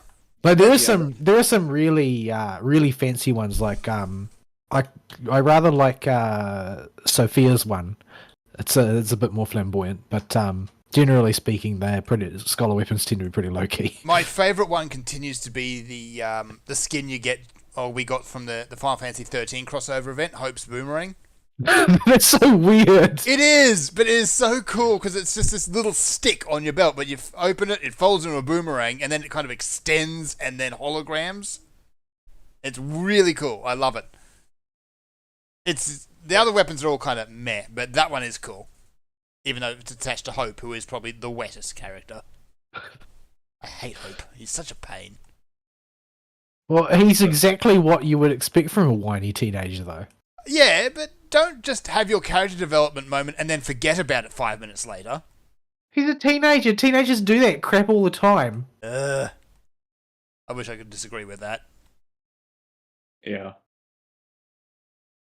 So yeah, that's my whole week. The rest of it was spent working. I had the business to myself on Friday, and that's You're actually able to accomplish something. On one hand, you have to do everything, and on the other hand, at least there's nobody else can interfere. Yeah. Yes. The only issue, we did have an issue come up on Friday where I had to call the opossum. It just wasn't dealable with by myself because I didn't have the proper contacts at the factory. I'm like, okay, I got a customer that said they forgot to order something from back in November. They're still trying to use November pricing. I've already given them an updated quote, but I need to get in contact with the factory to try and expedite this order and see what the fee for that's going to be and let them know. And yeah, that was a pain because I forget what he was doing. I think I said, yeah, that's right. He went down to go investigate a system down somewhere in South Georgia to see what type of system it was and whether we could replace it with one of ours. So that's why he was gone. I don't know why he volunteered for this one. Normally, whenever stuff comes up that requires travel, I'm the one that gets volunteered for it. But hey, I'm not complaining. It's a 3.5-hour drive I don't got to do. 7 hours if you count there and back. Yuck. So yeah. I've been doing a little bit of Crystalline Conflict and doing my front lines when I remember to, because there's mounts you can get and unique titles and gear right now. Yeah, but Frontlines... Well, we proved it this morning. We're awful at Frontlines. Oh, I mean, it wasn't like I was hiding anything. I was telling you we're going to sandbag. See, the thing is with front lines, it's like I feel like when I'm not a PvP person. I haven't spent very much time doing it at all. But in Crystalline Conflict, I feel like over time I can practice and get better. I don't feel like I can even reasonably improve my performance in front lines. You are at the mercy of the Zerg in Frontlines. Also, I'm not really keen on PvPing as a Dark Knight anymore, because I spent a good few minutes whacking on a White Mage and I did no damage. Yeah, White Mages are the biggest pain in my rear right now.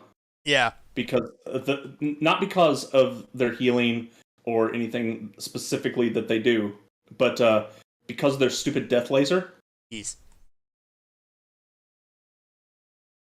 So, yeah, it's an experience. Although now my character, because I just hit 50 on my Dark Knight this morning, now actually is looking kind of cool. Also purple. Yeah, I've got the final tier of Bahamut gear on him now. So I'm going to go and get the hat, but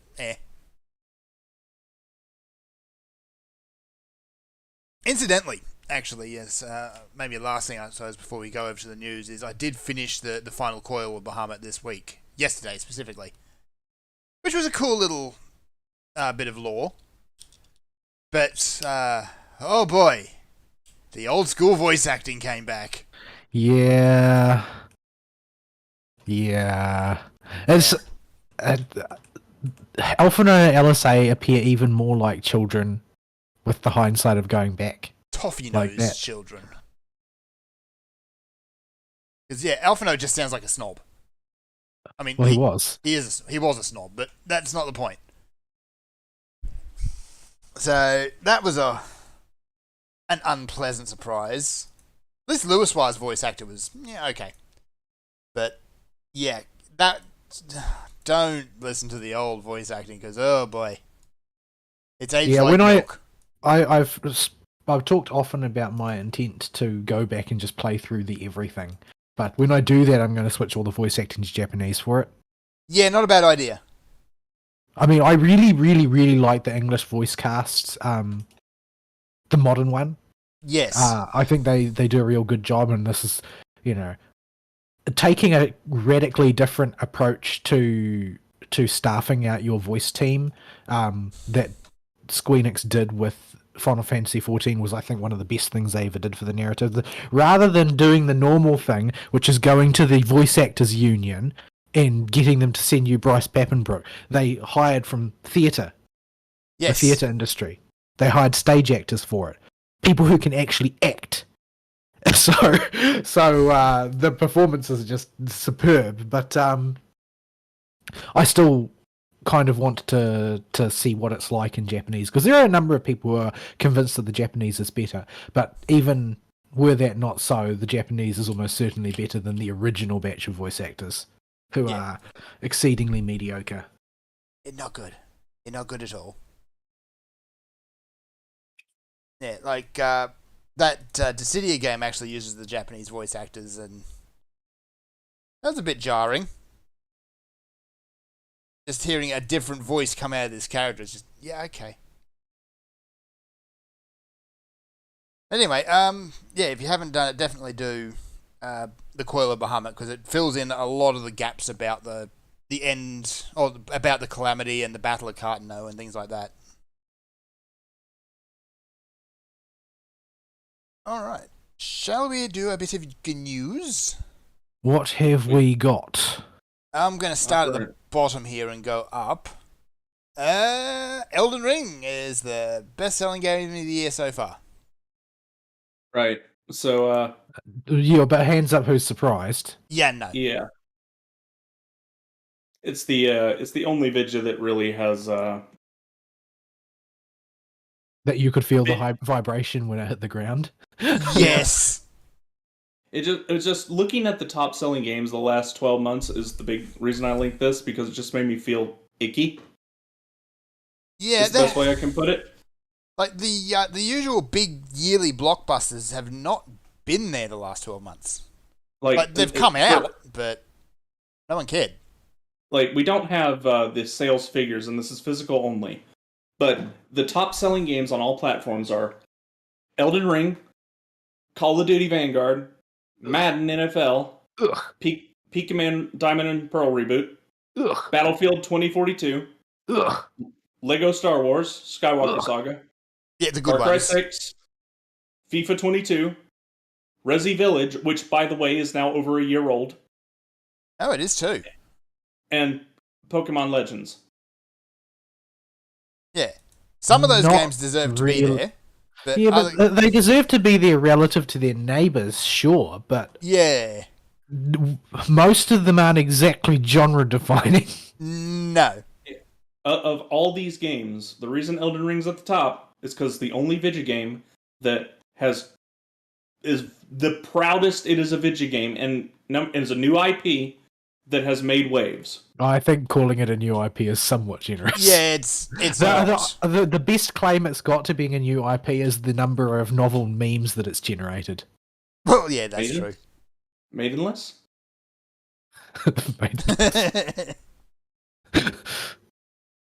So, I mean, yeah, a lot of the games that are there are just the games that will always be there. Like your Maddens and your FIFAs and for the normies who don't I actually would play consider games. Pikaman always in that same category of will always be there. Yeah, there's Yeah. always going to be a Pika Man. Like Legends actually I think deserves to get a lot of praise because it's like the first time in 20 years that they've done something new with the IP.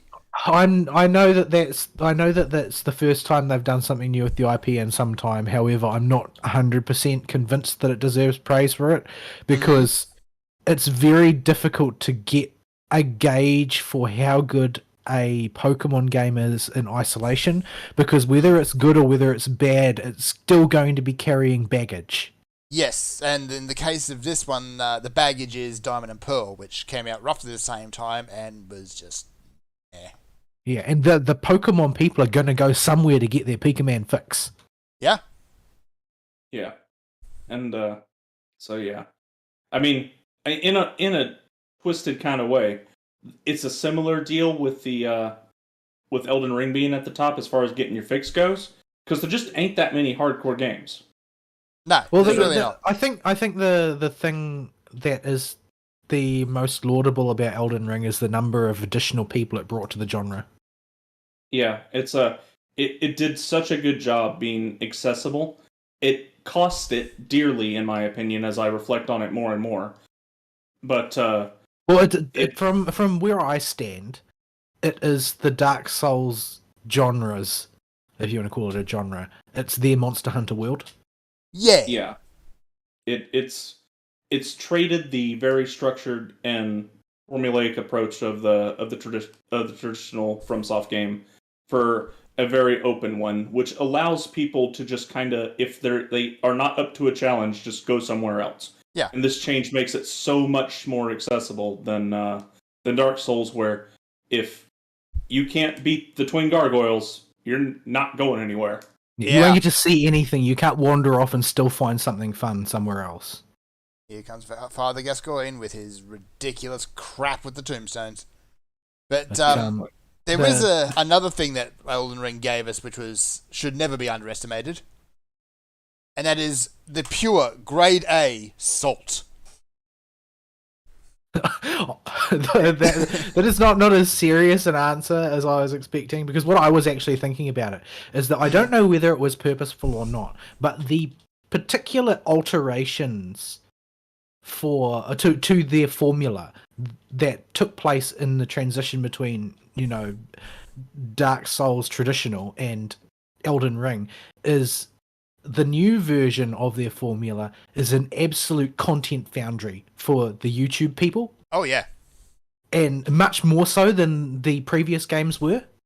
And that, for as far as its marketing is concerned, is an unstoppable juggernaut. No, I don't know how much thought went into that. Probably none, because they were just trying to do a particular spin on the formula. But the compatibility of the new open world formula with what is popular on YouTube these days is such a high compatibility that they basically could have gotten away with no marketing. Yeah. Yeah, and it's it also puts all the game journalists' arguments in the can. Because everybody's playing it and everybody can see it being played. Yeah, And everyone's enjoying it. Everybody is playing Elden Ring. Like, I don't want to get into it right now because we'll go on a long tangent with it. But my retrospective thoughts on it, now that some time has passed and it's had time to settle in my brain, I have quite a few negative things to point out about the game. But in general, those are relatively minor nitpicks for modern gaming.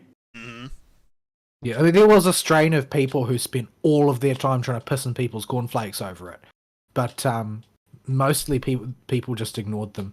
Yeah, because everyone a just lot said, of those, get good, and left.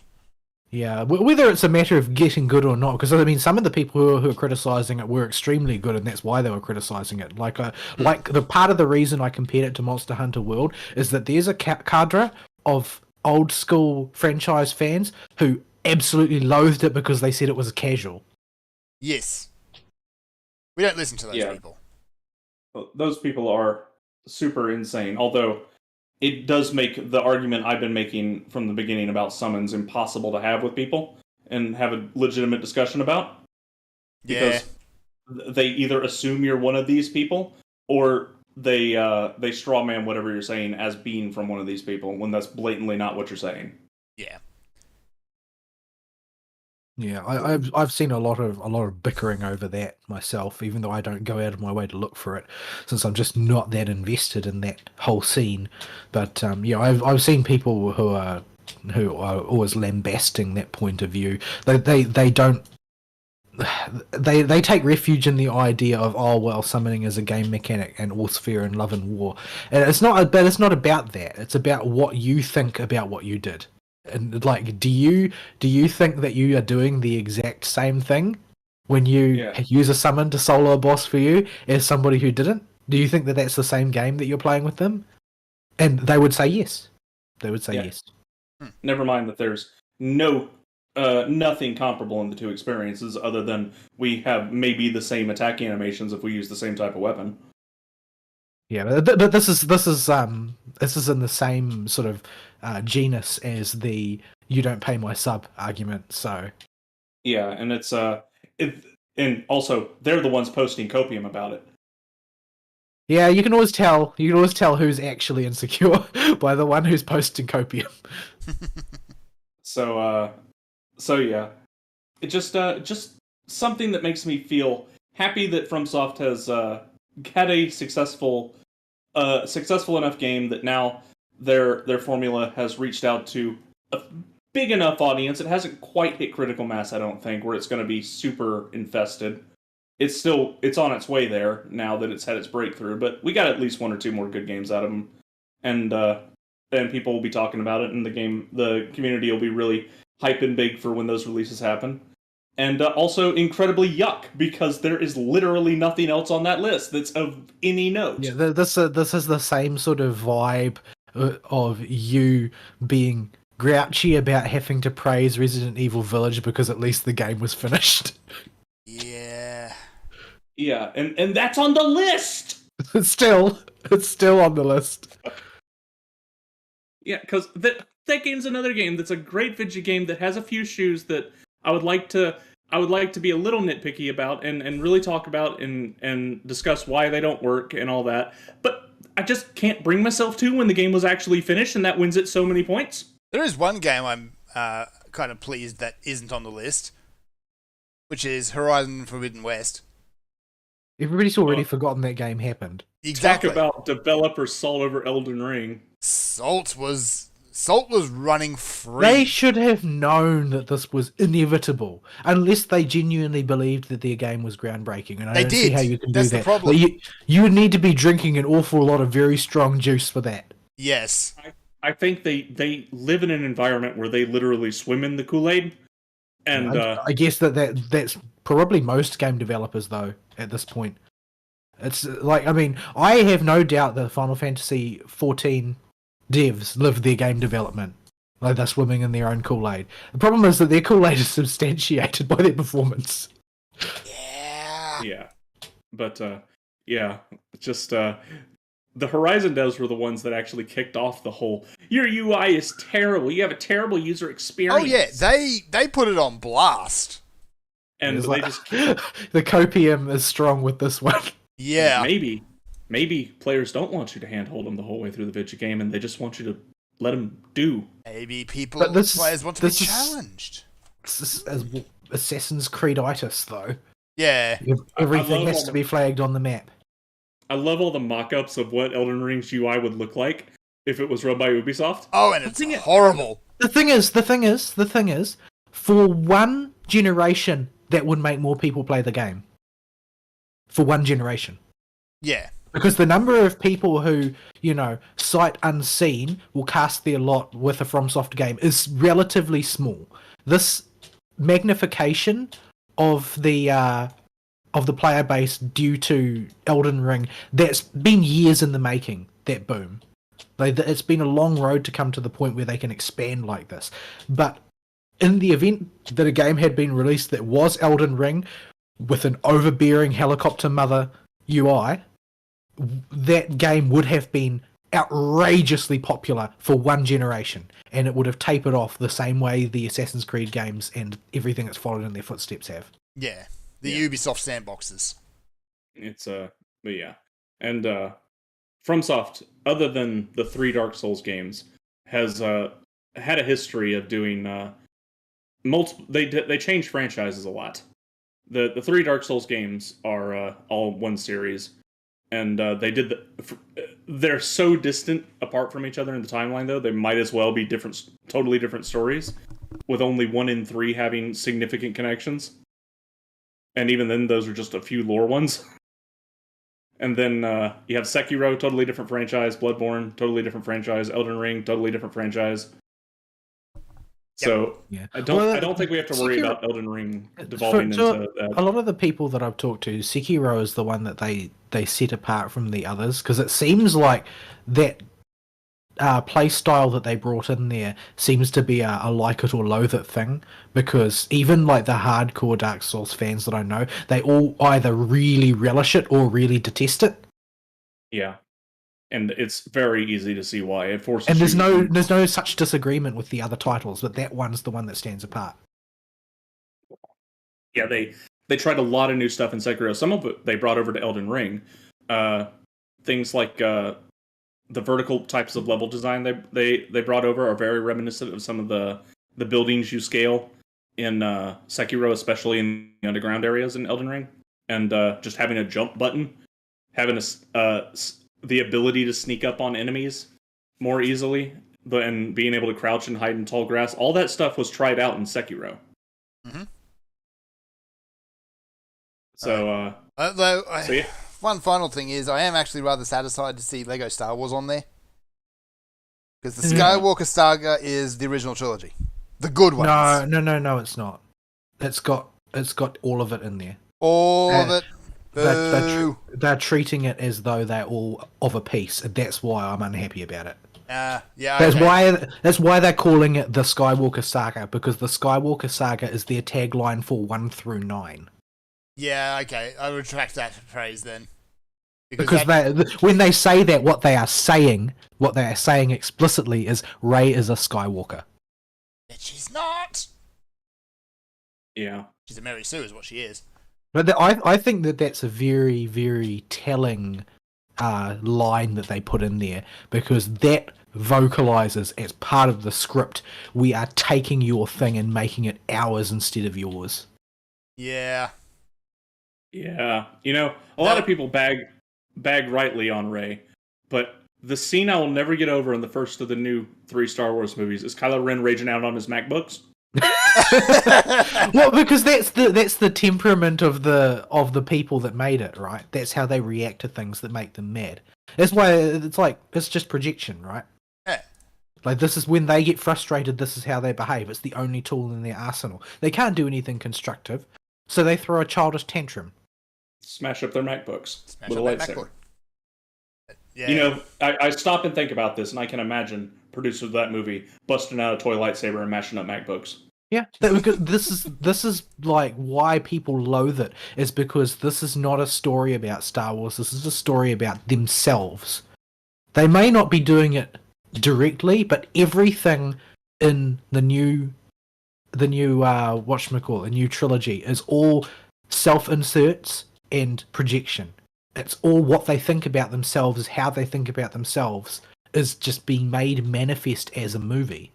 Incidentally, I read a book a couple of weeks ago which had a joke about the prequel movies, calling them the unpleasantness.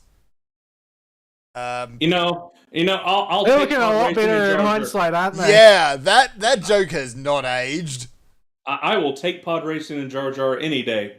Yes, at least there was over what something we got. fun in it. I bet Jar Jar is like Tingle.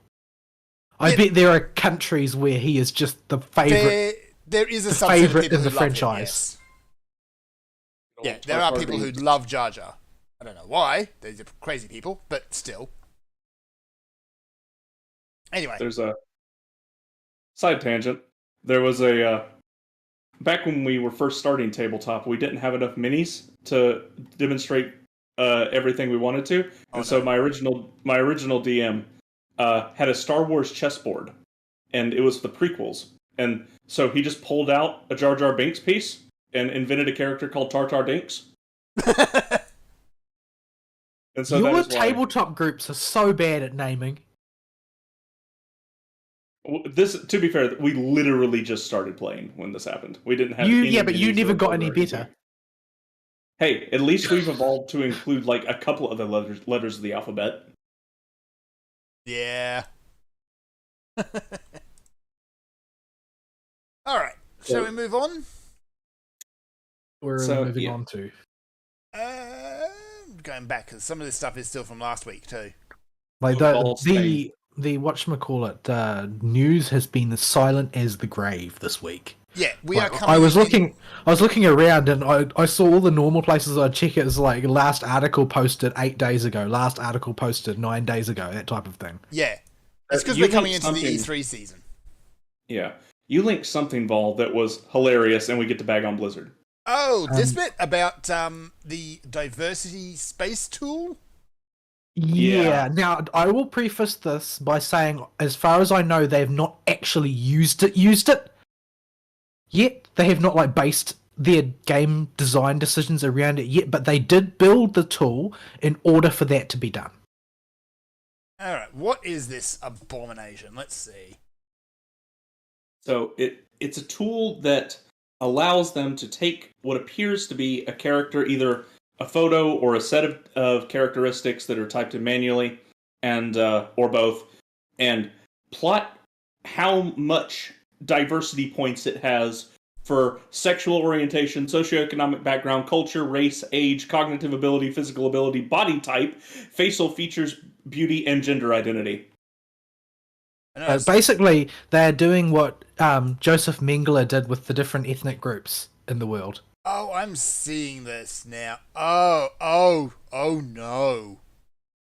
Oh no.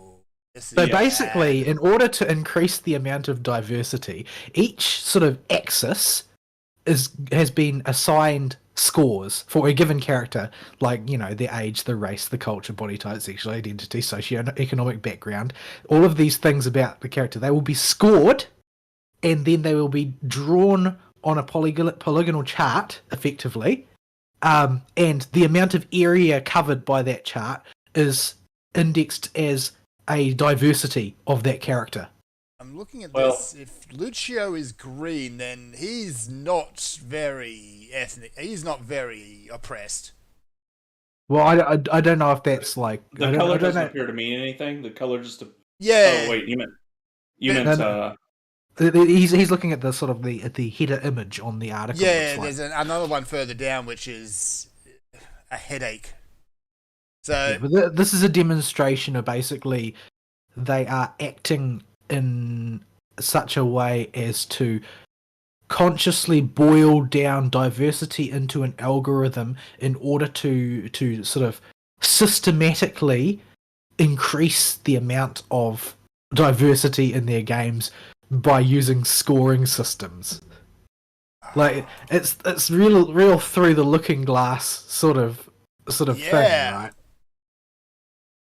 So this, I mean, there was that. I'm not sure if it was a joke or what a few years back, but someone coming up with the privilege score or whatever it was. Oh no, it wasn't. It wasn't a joke. Like it's called the progressive stack. It's a way of rating individuals in a priority order based on their intersectionality score.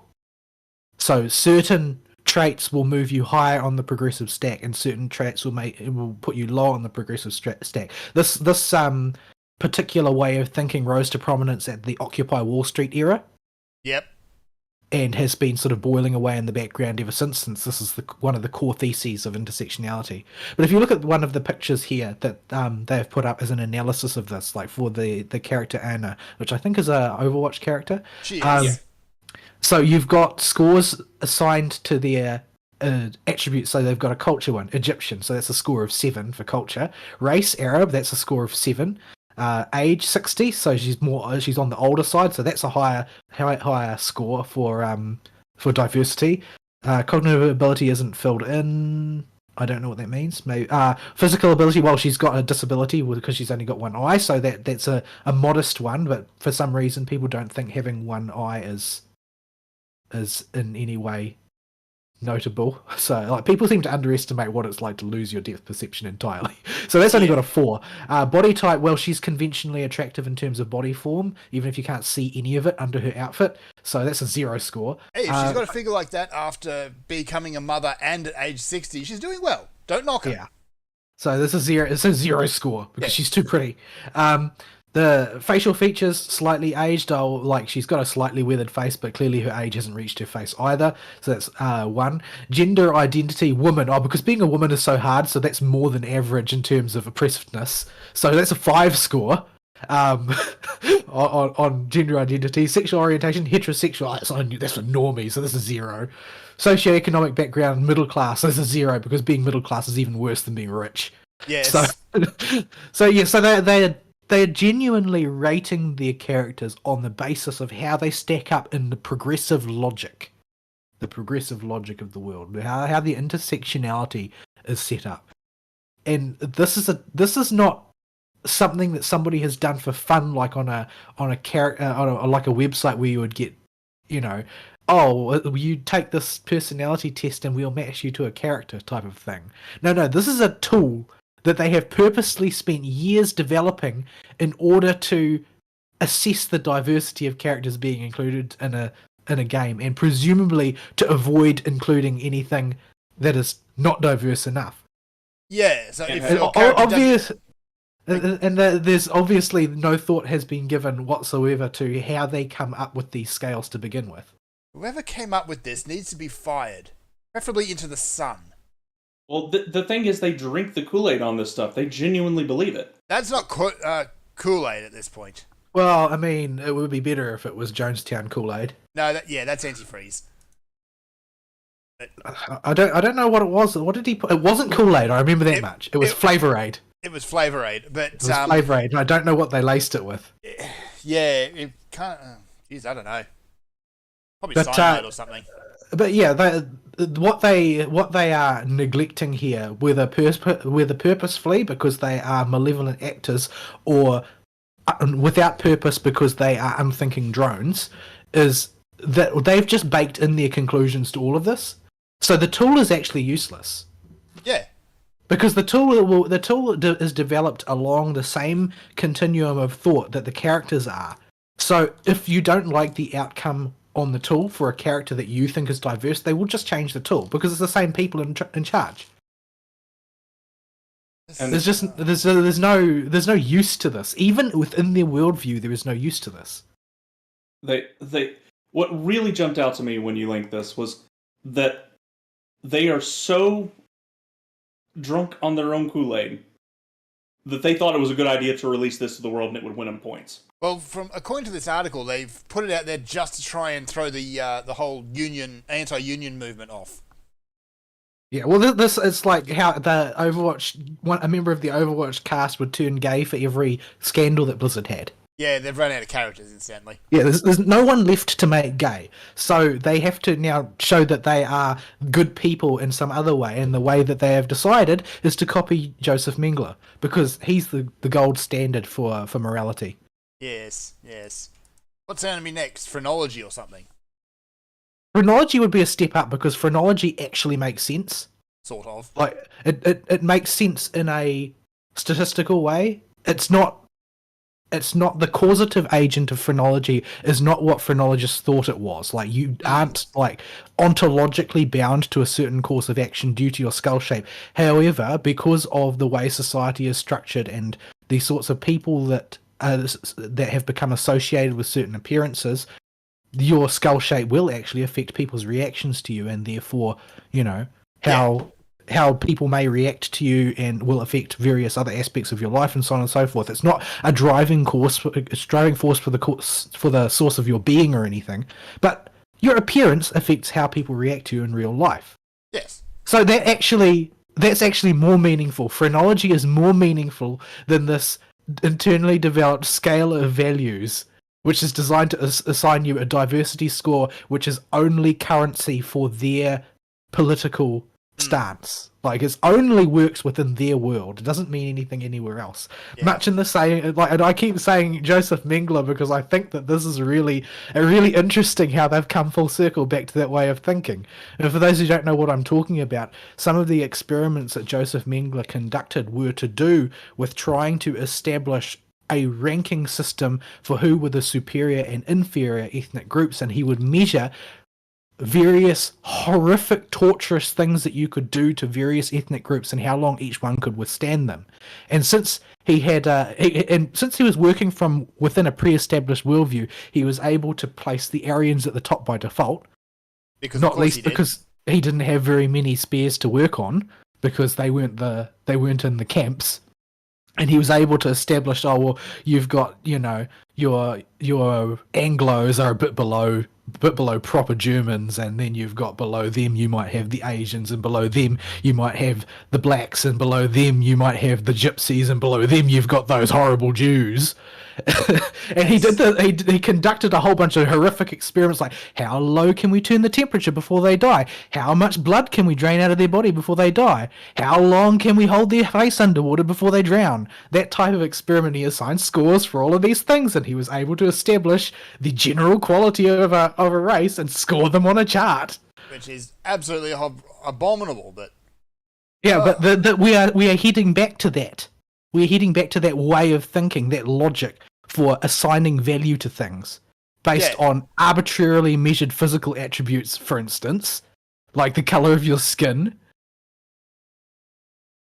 Yeah, like they assign a number to all this stuff, but what's that number based on? And the phrenological aspect of it, that you could tie in, say, people will react differently to you because of your age, or people will react differently towards your skin color. That is what they are attempting to enforce here. They want that stuff to become established and fundamental to the way an individual is judged and the way an individual is valued. Yes. They want those immutable characteristics to be the most important thing about a person. Meanwhile, on the here's the things, like, we'll use keep using Anna for the example. Why would someone pick Anna as a playable character in Overwatch? Because she's a healer and she's fun. That's as far as people think. No, it's not. There are lots of people who pick the character based on waifu power. Well, okay, waifu power as well. I played Mercy because she was a pretty blonde girl. I'll pick Mercy because I played a perfect game with her once, and that was the last time I ever played Overwatch, because I just don't need to play it now. I don't think anybody plays it anymore. Nobody plays Overwatch. Incidentally, Overwatch 2 is shaping up to be an absolute dumpster fire. People seem really mad at it, and I didn't realize it was even out. It's in beta. I believe it's Is it up like in beta. it's like one of those betas that's basically a promotional tool, right? Where they're going to let all of the influencers in or something. Well, yes, Yeah, because when they first unveiled the game to the public, it was at an esports tournament. Yeah, and then they put the opt-in beta out, and the viewer numbers tanked faster than any game I've seen before. Because a lot of people played it and just went, okay, it's Overwatch. Why is less this a stuff. sequel? Yeah, it's Overwatch, but less. But with less stuff in it. So yeah, it's the completely unnecessary ness of it all. Like I know people, game developers, don't take stuff out of your video game sequels. yeah, like I know people do rag on Left 4 Dead and Left 4 Dead 2, back when they did that. But the big difference there is that they changed engine. Yeah, they also came with an entirely new set of pre-planned and constructed campaigns. Yeah, it was a huge upgrade. Whereas, if anything, Overwatch 2 is a downgrade. Yeah, it has different and less modes and more gay characters, I guess. But they're just the old characters. They're just gay now. Yeah, because Blizzard's had a lot of scandals. Well, you can tell that this must be an old screenshot because McCree is still called McCree in it. Yeah, whatever. He's instead of being named after a disgraced developer, he's now named after a porn star. So, thanks, Blizzard. Okay, we gotta turn all the women into fruit. Oh yeah, I wonder how many people pick Junkrat for waifu power. I like Junkrat just because he's such a fun character. I don't think Probably gay now. I don't know. I'm He's not sure probably a anybody's robot. not. he's probably wheelsexual. Yeah, probably. Anna's probably the only one who's not because she's a mother. The Buddhist robot got officially declared to be some fruity sexuality, didn't it? Robosexual? I don't know. It probably should be because, robot. But Well, it should be nothing because he's a Buddhist. because also Buddhist, Yeah, but it's also robot. it's supposed to be abandoning all worldly desires. So they've probably got some fruity name attached to that. Probably some prefix asexual or something. Well, I don't know. But though at this point, there's the LGP, whatever it is these The days. alphabet people. The alphabet people. It's become so granular that it includes literally everyone now. So, Well, they just make up worldviews and say they're a gender now or Yeah. sexuality. their sexuality. Never the mind whole- if they have nothing to do with gender or sexuality. They'll just say it is. Yeah. So it just includes everybody now, and it means absolutely nothing. Heck, they'll take random one-off beliefs and say, "Oh, this is a new gender or sexual ideology." That thing you spouted once when you were drunk. Can we move on?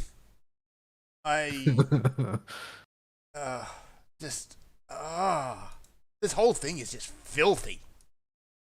Yep, but that's the world they live in. It's the world the games are being developed in. That they need to run their decision through a tool like this in order to make sure that the game will be properly diverse.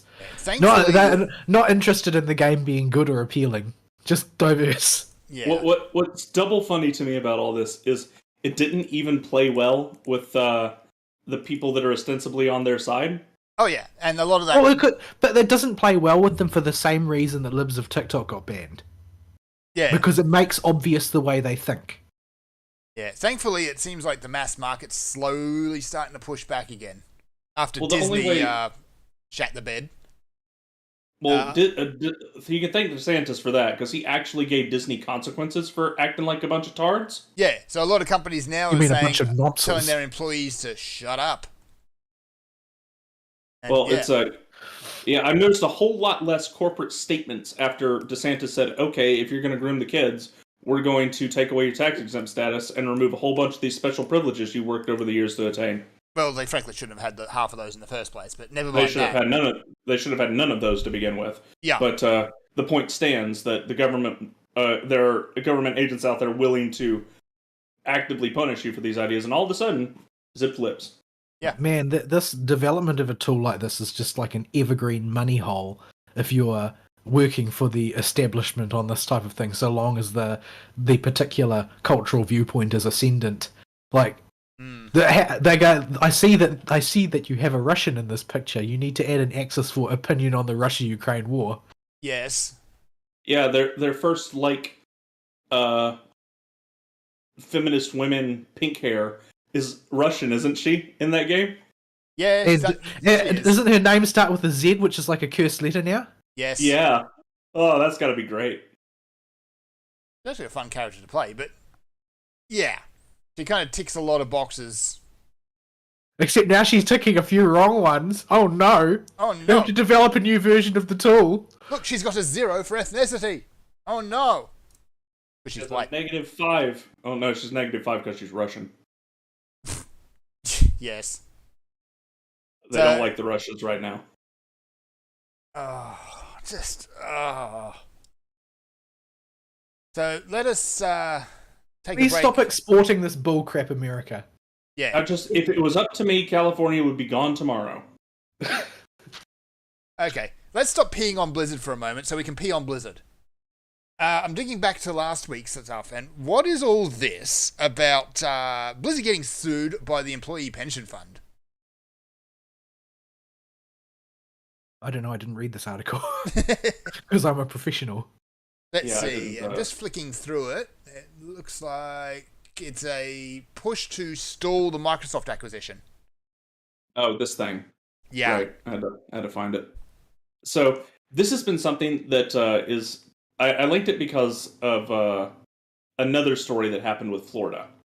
Florida. Where the Florida retirement people also decided it was a great idea, their pension people, to sue Blizzard. I'm like, wait a minute. What do you guys care? Y'all are in Florida. Why do y'all have a dog in this fight?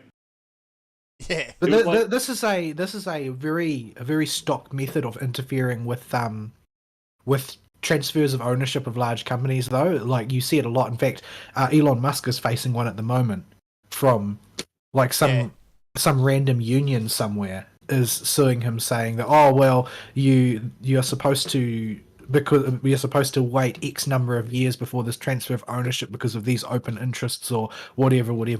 Oh, I'm not sure if it was a direct counter to that, but he's actually put the sale on hold himself at this point. Because he wants numbers on how many actual people are using it. Not bots, because actual people. The follower accounts are crashing for a lot of the people. Oh, they've gone right off a cliff. Who are blue chicks. Yeah. Whatever Twitter did on the back end after the Musk buyout was announced to try and shovel stuff under the rug has made just thousands and thousands of accounts just disappear. Yeah, a lot of bots seem to have broken down overnight. Yeah, and it's delicious. I've been keeping an eye on the whole acquisition, and it hasn't stopped being fun. Yeah, somebody has made a tool to track fake followers using proper criteria that Musk laid out, and like Joe Biden, over half of the followers he has are fake. Yeah, well, I can believe obviously, that. I mean, have you seen how his videos perform on YouTube? They're not good. Yeah, right. But YouTube removed the dislike button in order to spare his feelings. Like, you will never be able to convince me that wasn't the fundamental motivation that made them make that decision in the end. Was the fact that everything that was a video of Joe Biden got panned. You know, so though, because he just stood there and speaks gibberish. Some days I think maybe it's me, and then I remember the YouTube like counter. Yeah. And the comment section. When left to the wild, and people are allowed to say whatever they want, any praise of Joe gets thrown in the toilet. But I understood. Inflation is our strength. Yeah, you keep telling yourself that, Joe. Inflation is our strength. I don't even know what he was trying to say. Like, what do you try to say that eventually comes out as inflation is our strength? Well, I mean, that wasn't specifically what he said. Is the strength we've built is inflation. What was that other one? He started rambling on and ended up saying something the base of the Himalayas. Oh yeah, he was talking. What was that one? I forget where he started with that, but it was something about what it meant to be an American. Yes. What's the Himalayas have to do with it? I don't know. Like, I mean, this is a case of somebody who is obviously senile, and I'm astonished anybody is still attempting to deny it. Yeah. He shouldn't be in office. He should be at home. Or possibly in a home. Yeah, he needs to be in elderly care. Yeah. Dude needs help. Anyway, let's get back to Vidya. Yeah, unfortunately, because it's E3 season, everything's dried up. Well, you say E3 season, but I mean... Let me pop it back up, actually, because I had it all here a moment ago, and I accidentally closed the tab. So, E3 itself has been cancelled. It's the event weekend is going to be June 9th to the June 12th. But E3 official isn't there. Yeah, I think that this is like just the next step along the road to everybody forgetting about E3. Like, then the step following it is going to be people deciding to diverge from the proper time at which you do your conference, and then they'll gradually spread out across the year, and then people forget that there was ever a season. Yeah, so there might still be kind of I don't know, a hype season, but it won't be anything nearly as structured. It's already disintegrated more or less. Like, how many people are actually actively looking forward to this time of year to see the new announcements, the way people used to look back to the E3 of old. Like, Nintendo Directs are periodic now. Capcom's announcements are periodic now. Like, nobody cares about Bethesda's. State of Play is periodic now. Nobody cares about the E3 season anymore. No. It's a completely artificial construct, which in the age of COVID hysteria proved that it was not relevant anymore. E3 at least used to be entertaining for the wrong reasons, but still entertaining. But let's not forget Wii Music, for example. Or Drunk Keanu. Or just lowering a car from the ceiling for absolutely no reason. I'm not interested in seeing the latest spastic performance to introduce the latest version of Just Dance. Yes. So, we don't have an official E3 this year, and they've taken away both the live show and the online version as well. That's gone too. Because of COVID, apparently. Ah, oh, poor Doritos Pope. Doritos Pope, however, has stepped up. He always steps up. Yeah, because there's a gap for attention, and he's going to fill it, damn it. Yeah, he needs to be part of the Hollywood elite, damn it. Yep. Instead of just being, just be a gamer. He was never a gamer. So he's doing what's called the Jeff Keighley's Summer Game Fest on June 9th. And apparently... Which is going to be all him schmoozing with celebrities that nobody in the audience actually knows. Yes. There's also a showcase attached at the end of it for Xbox and developer, and a bunch of game journalist sites are doing their own thing. Like Games Radar is doing Future Game Show, which nobody watched last year. I think the PC gaming show is done by PC Gamer. Day of the Devs, I'm not sure who's doing that. But nobody watches that crap anymore. No, people will watch... YouTube exists. They're all going to watch their favourite streamers' opinions. Yes, they'll watch their favourite streamer's opinion, and because all these official or the games journalists put together ones are so embarrassingly awful. And not in a fun way either. So, yeah, there's that. We haven't got any statements about what like Sony or anything like that's doing. They'll probably just throw out a something at some point. Although, if Sony just crawls into a corner and stays completely silent, I wouldn't be scrap surprised. Yeah, they've done nothing but cock up for this entire generation. I'm sort of impressed at how badly they've managed to mess things up. Yeah. Not all of it is their fault, but a goodly amount of it is. A good amount of it is, yeah. And with the chip shortage, certainly hasn't helped. But I wouldn't be a scrap surprise. Actually, I probably would recommend it, is if they just go quiet for a year or two and then come back with a bang. That would need to be a heck of a bang. It would have to be a heck of a bang, but it's been done before. What is even on PS5? Nothing. Well, okay, Demon's Souls. That's it. Dark Souls remake, I guess. Yeah, the Demon's Souls remake. Oh yeah, the Demon's Souls remake? Yeah, that's it. Everything else is crossplay. You can play it on the PS4. Or the PC. Or both. So...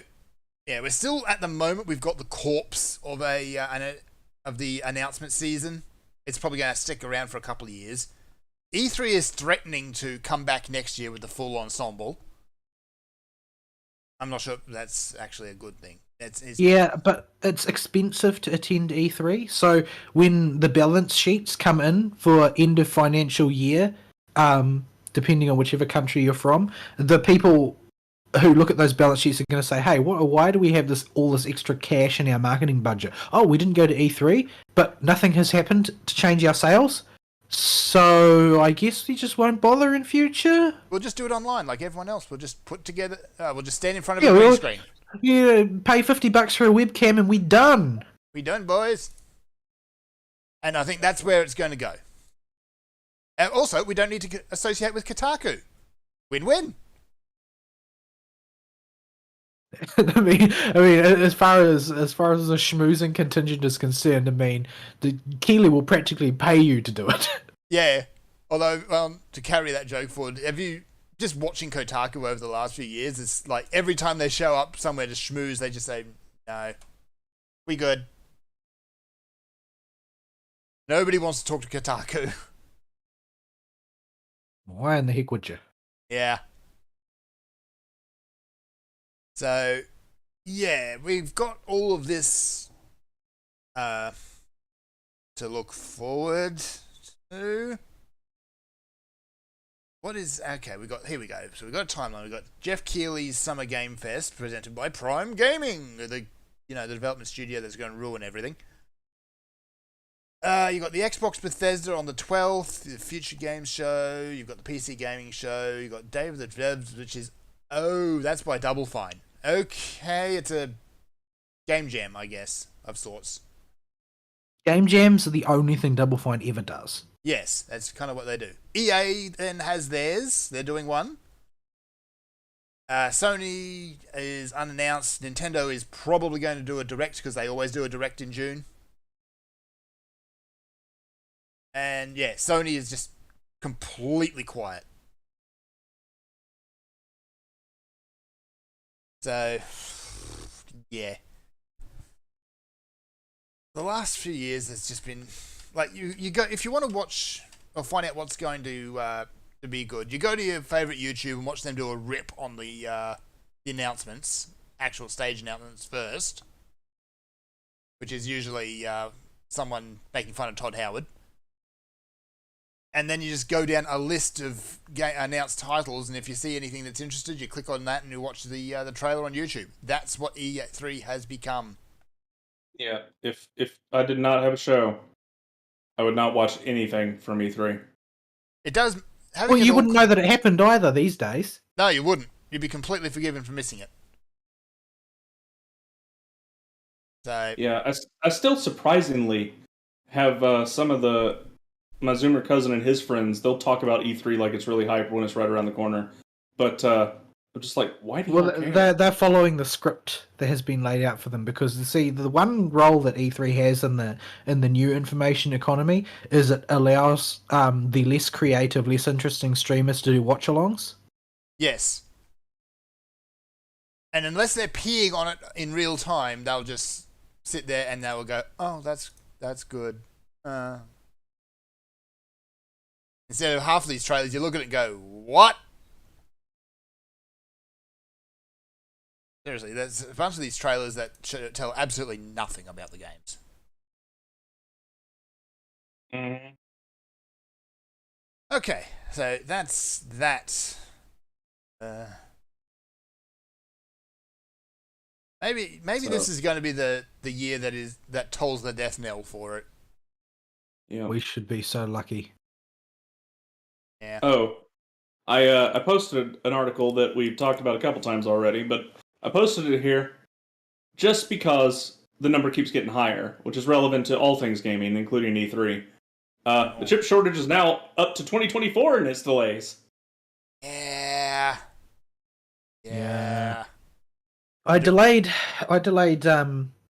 building a new PC because Fern persuaded me that it was reasonably wise to give it a month to see what sales crop up in June. Mm-hmm. But I'm anxious about what will happen in the intervening weeks. Yeah. I doubt the chip shortage is going to change things too much by that point, but you never know. Yeah, unfortunately though, the demand for chips keeps going up, and the production has not. Well, you say the demand keeps going up, but I think the demand is likely to slow because a lot of people are losing confidence in crypto. Yeah, there is definitely that. Like, NFTs have finally started to die. People have realized that they're worth absolutely nothing. The technology behind NFTs probably won't go away. It'll be most likely repurposed into something actually useful. But I don't know if I go quite so far as to be as positive as saying useful. yeah, I think it could equally be something unbelievably nefarious. Yeah. So that's all winding down. Crypto's in a big slump. Yeah, as somebody who actually has a little bit of investment there, I would say that I invested at a time that was not terribly wise to invest, but it was one of the better times to buy within plus or minus a few months. However, I've still lost about 25% on it since then, and that was some time ago that I bought in, and it was just as an experiment. But it's gone down. I'm only the mainstream Bitcoin. I haven't invested in the shit coins to try and trade my way to wealth, because that's caused a lot of people to lose their life savings even this past week. So yeah, like yeah, some of the big name cryptos. I need to dig. Not cryptos. Sorry, NFTs. I need to dig into it a bit further, but I think a lot of them are in legal trouble now. Quelle surprise. Yeah. I think that the big bump in the price of GPUs happened ahead of the silicon shortage, and it coincided with when crypto started to go really large, and people basically bought out the entire market's worth of premium gaming GPUs in order to mine crypto. And as that falls off, as especially in a lot of developed countries, power prices are going up, which depresses the viability of crypto mining. The cost of the hardware is going up because of the silicon shortage, and the confidence in crypto is going down because of the number of scams that have been run recently and the general slump in cryptocurrency prices. Like, all of these things are going to act to alleviate the burden that crypto mining places on the GPU market as a whole. Yep. It'll be a while before that trickles down to the consumer. Fortunately. Alright, I think that might be it, because everything's been quiet. Oh. Yeah. No, wait, there was one more. That we went to talk about it last week and we didn't. Which one? Netflix gaming. Oh, Nonsflix gaming. Nonsflix. So Netflix. I don't think I want to be caught playing any kind of game that they would put out. So Netflix over the last few weeks has been in absolutely dire straits. Nobody's watching their content. Everyone's unsubscribing because they need money for other things, and because the nonce demographic just isn't that big. And exactly that.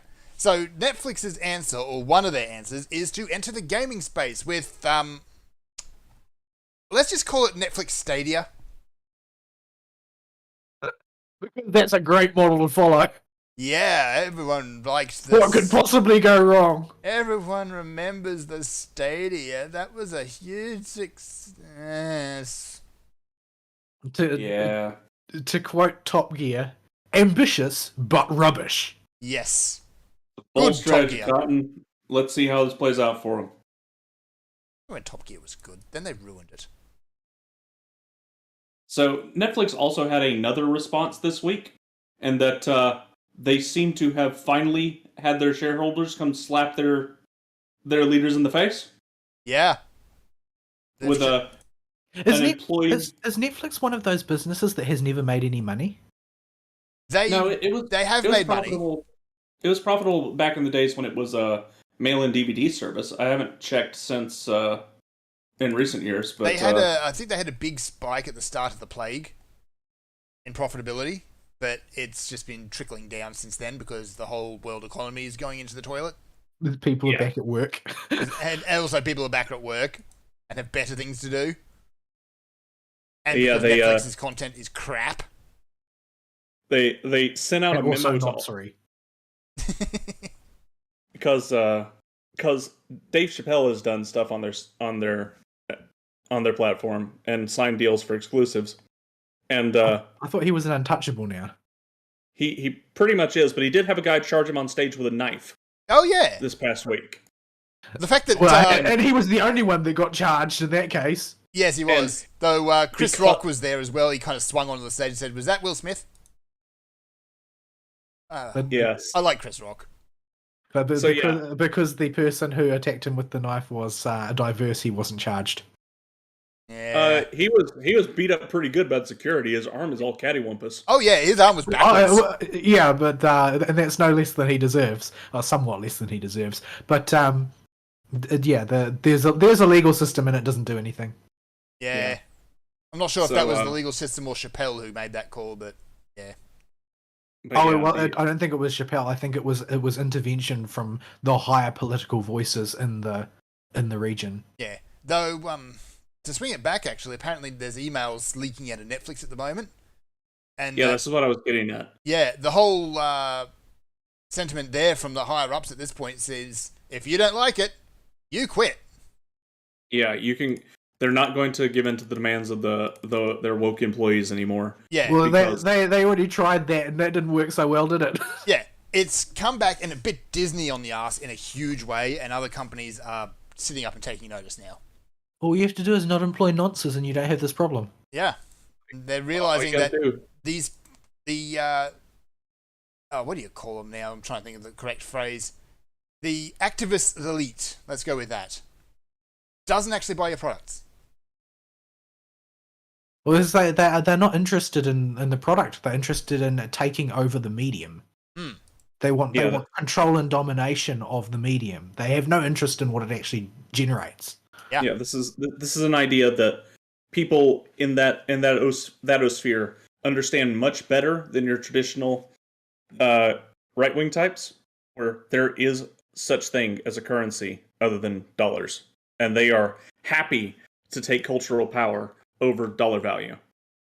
Yeah, well, they don't even necessarily need for it to remain an institution so long as it's not an institution that's outside their control. It doesn't matter if Netflix is run clean into the ground so long as it's not a free agent. So long as it either has to march to the beat of their drum or it's not allowed to exist. Yeah. So the Netflix memo basically tells people you're going to have to work on some projects that you may think make people uncomfortable or unsafe, and if that sounds like too much for you, Netflix may not be the best place for you to work. And It's it was like how really funny to see there's that come been out. like this massive upsurge in interest in working for Twitter since the sale to Elon Musk was Day made public. it was announced, it jumped up 300%. It's about 3,000% up now. Because nobody's interested in working in a toxic environment in California. Like, why would you? Yeah. Except Yeah. that businesses under Elon Musk tend to do interesting things. And tend to be very successful. And, Yeah, actually make money.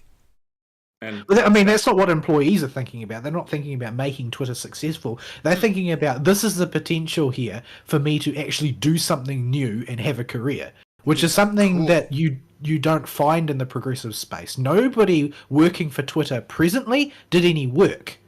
That's No. why nothing changes in Twitter.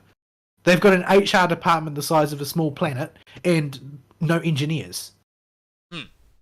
well, they have one UI design guy they lock in the basement. He throws some stuff on a paintbrush and it just kind of flies up and splotches, and they're like, yeah, that looks good. We'll make that a new feature. He probably earns minimum wage, whereas you've got the useless lumps at the top earning multiple millions. Who don't That's own more any the- stock. The bigger problem is the useless, bloated HR department that comprises over half of Twitter's staff, probably. Well, they're an HR department in name, but 95% of their HR department is diversity, equity, and inclusion officers. So dead weight. Yeah. People who literally do nothing. Yeah. Also, they have a censorship board. Who Brianna Wu was very proud of working with. Yeah. Is it actually called a censorship board, or is it? No, it's not. Yeah. It's called the Trust and Safety Team. So yes.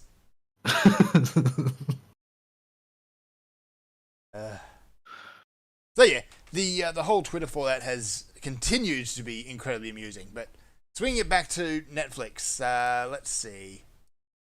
Pop up the actual article here so I can get some numbers.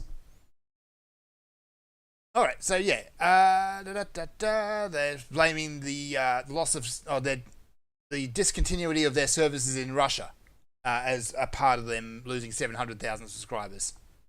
They had like a couple 100,000 users in Russia total. Yeah. Also, you didn't have to do that. Yeah, they chose to do that because they wanted a virtue signal. Yes. Yeah, Like your only people that you're punishing are the regular Joe Schmoes who happen to use Netflix in Russia. None of them are busy at war in Ukraine. If they were, they wouldn't have time to watch Netflix. So, yeah. This isn't the first time they've announced that they're coming into the gaming space. They've tried it before. They put out a couple of mobile games, none of which did particularly well. The fact that we can't remember the name of a single one is why.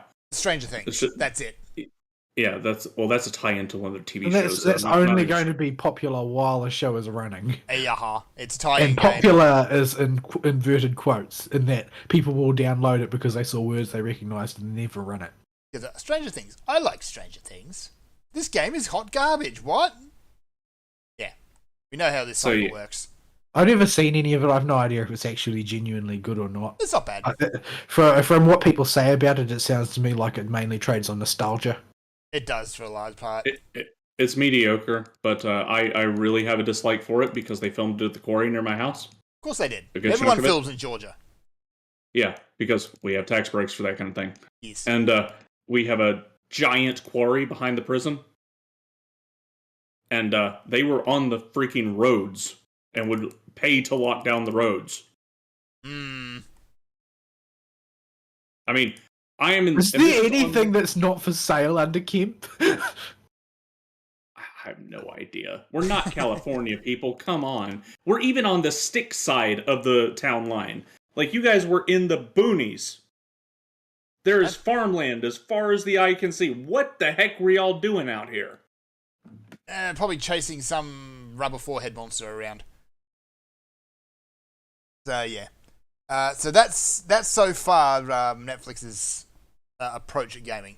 Their new approach is, yes, it's a Stadia model. They're going to stream games via their Netflix service. Because apparently they have learned absolutely nothing from Google.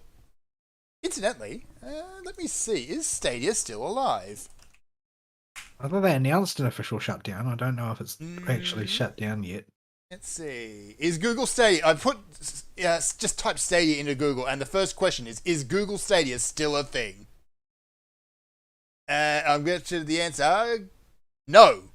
Google shut down Stadia Games and Entertainment on February 1st, 2021. But that's a development division. Is that the service? That's the development division. Let me see. Looks like the service is still up. But they're just not making anything for it. I got a Netflix meme for y'all in the live show chat that y'all can check out after the podcast. Oh, no. Oh, I remember that one. Let me see. Hey, memes. Oh, yes.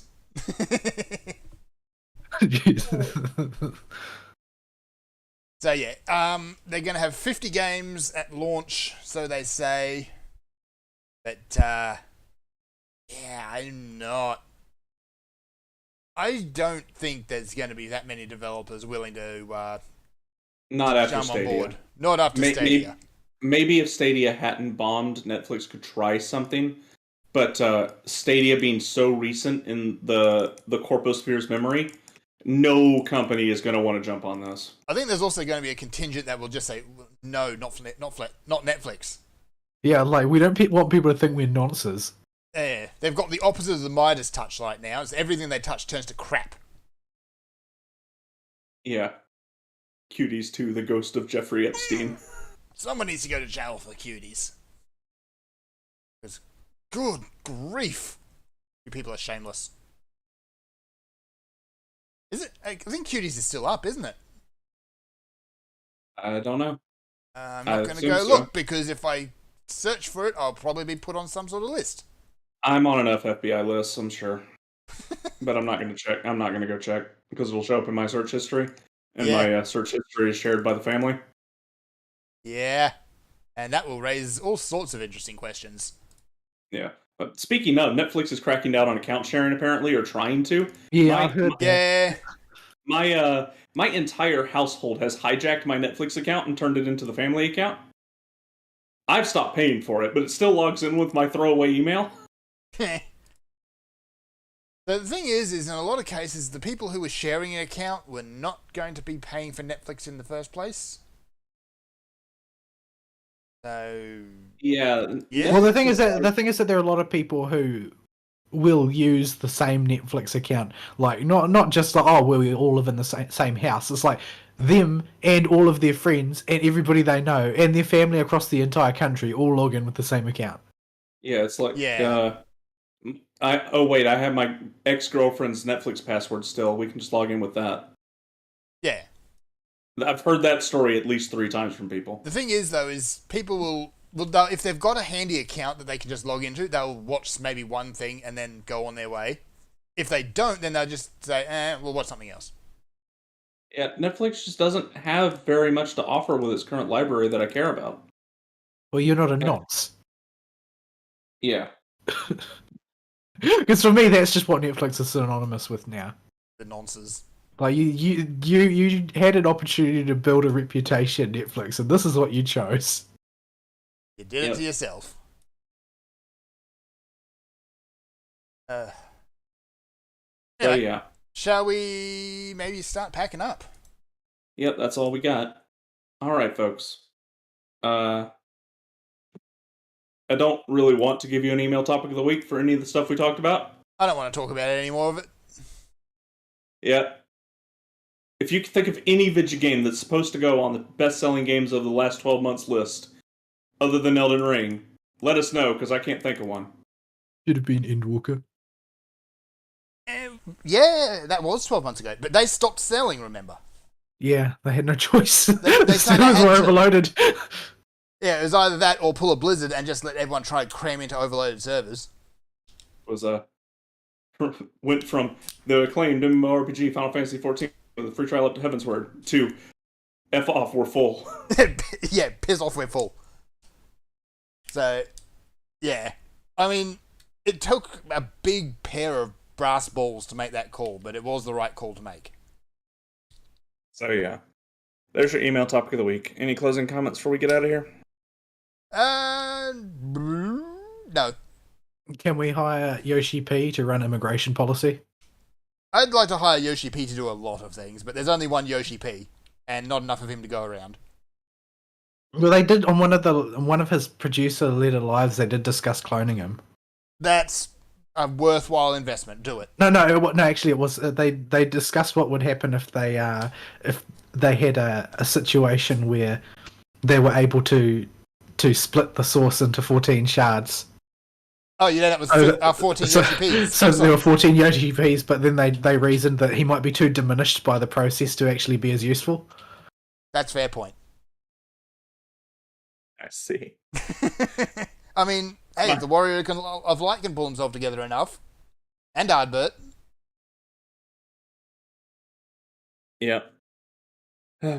Just oh dearie me. Which I means don't have we just anything need to for y'all for We need to make Yoshi P Prime Aizen. That's it. Done. yeah. Okay. Let us get out of Enough. here before we get stupider. Yeah, I don't have anything for a closing comment, folks. I'm burnt this week with nothing really to talk about. Just nothing's happening. So hopefully some more stuff will happen in this coming week, and we can actually find some stuff in our wheelhouse to talk about, and we'll come back to you with that. Yep. So we'll see you next week. Sayonara. Bye bye.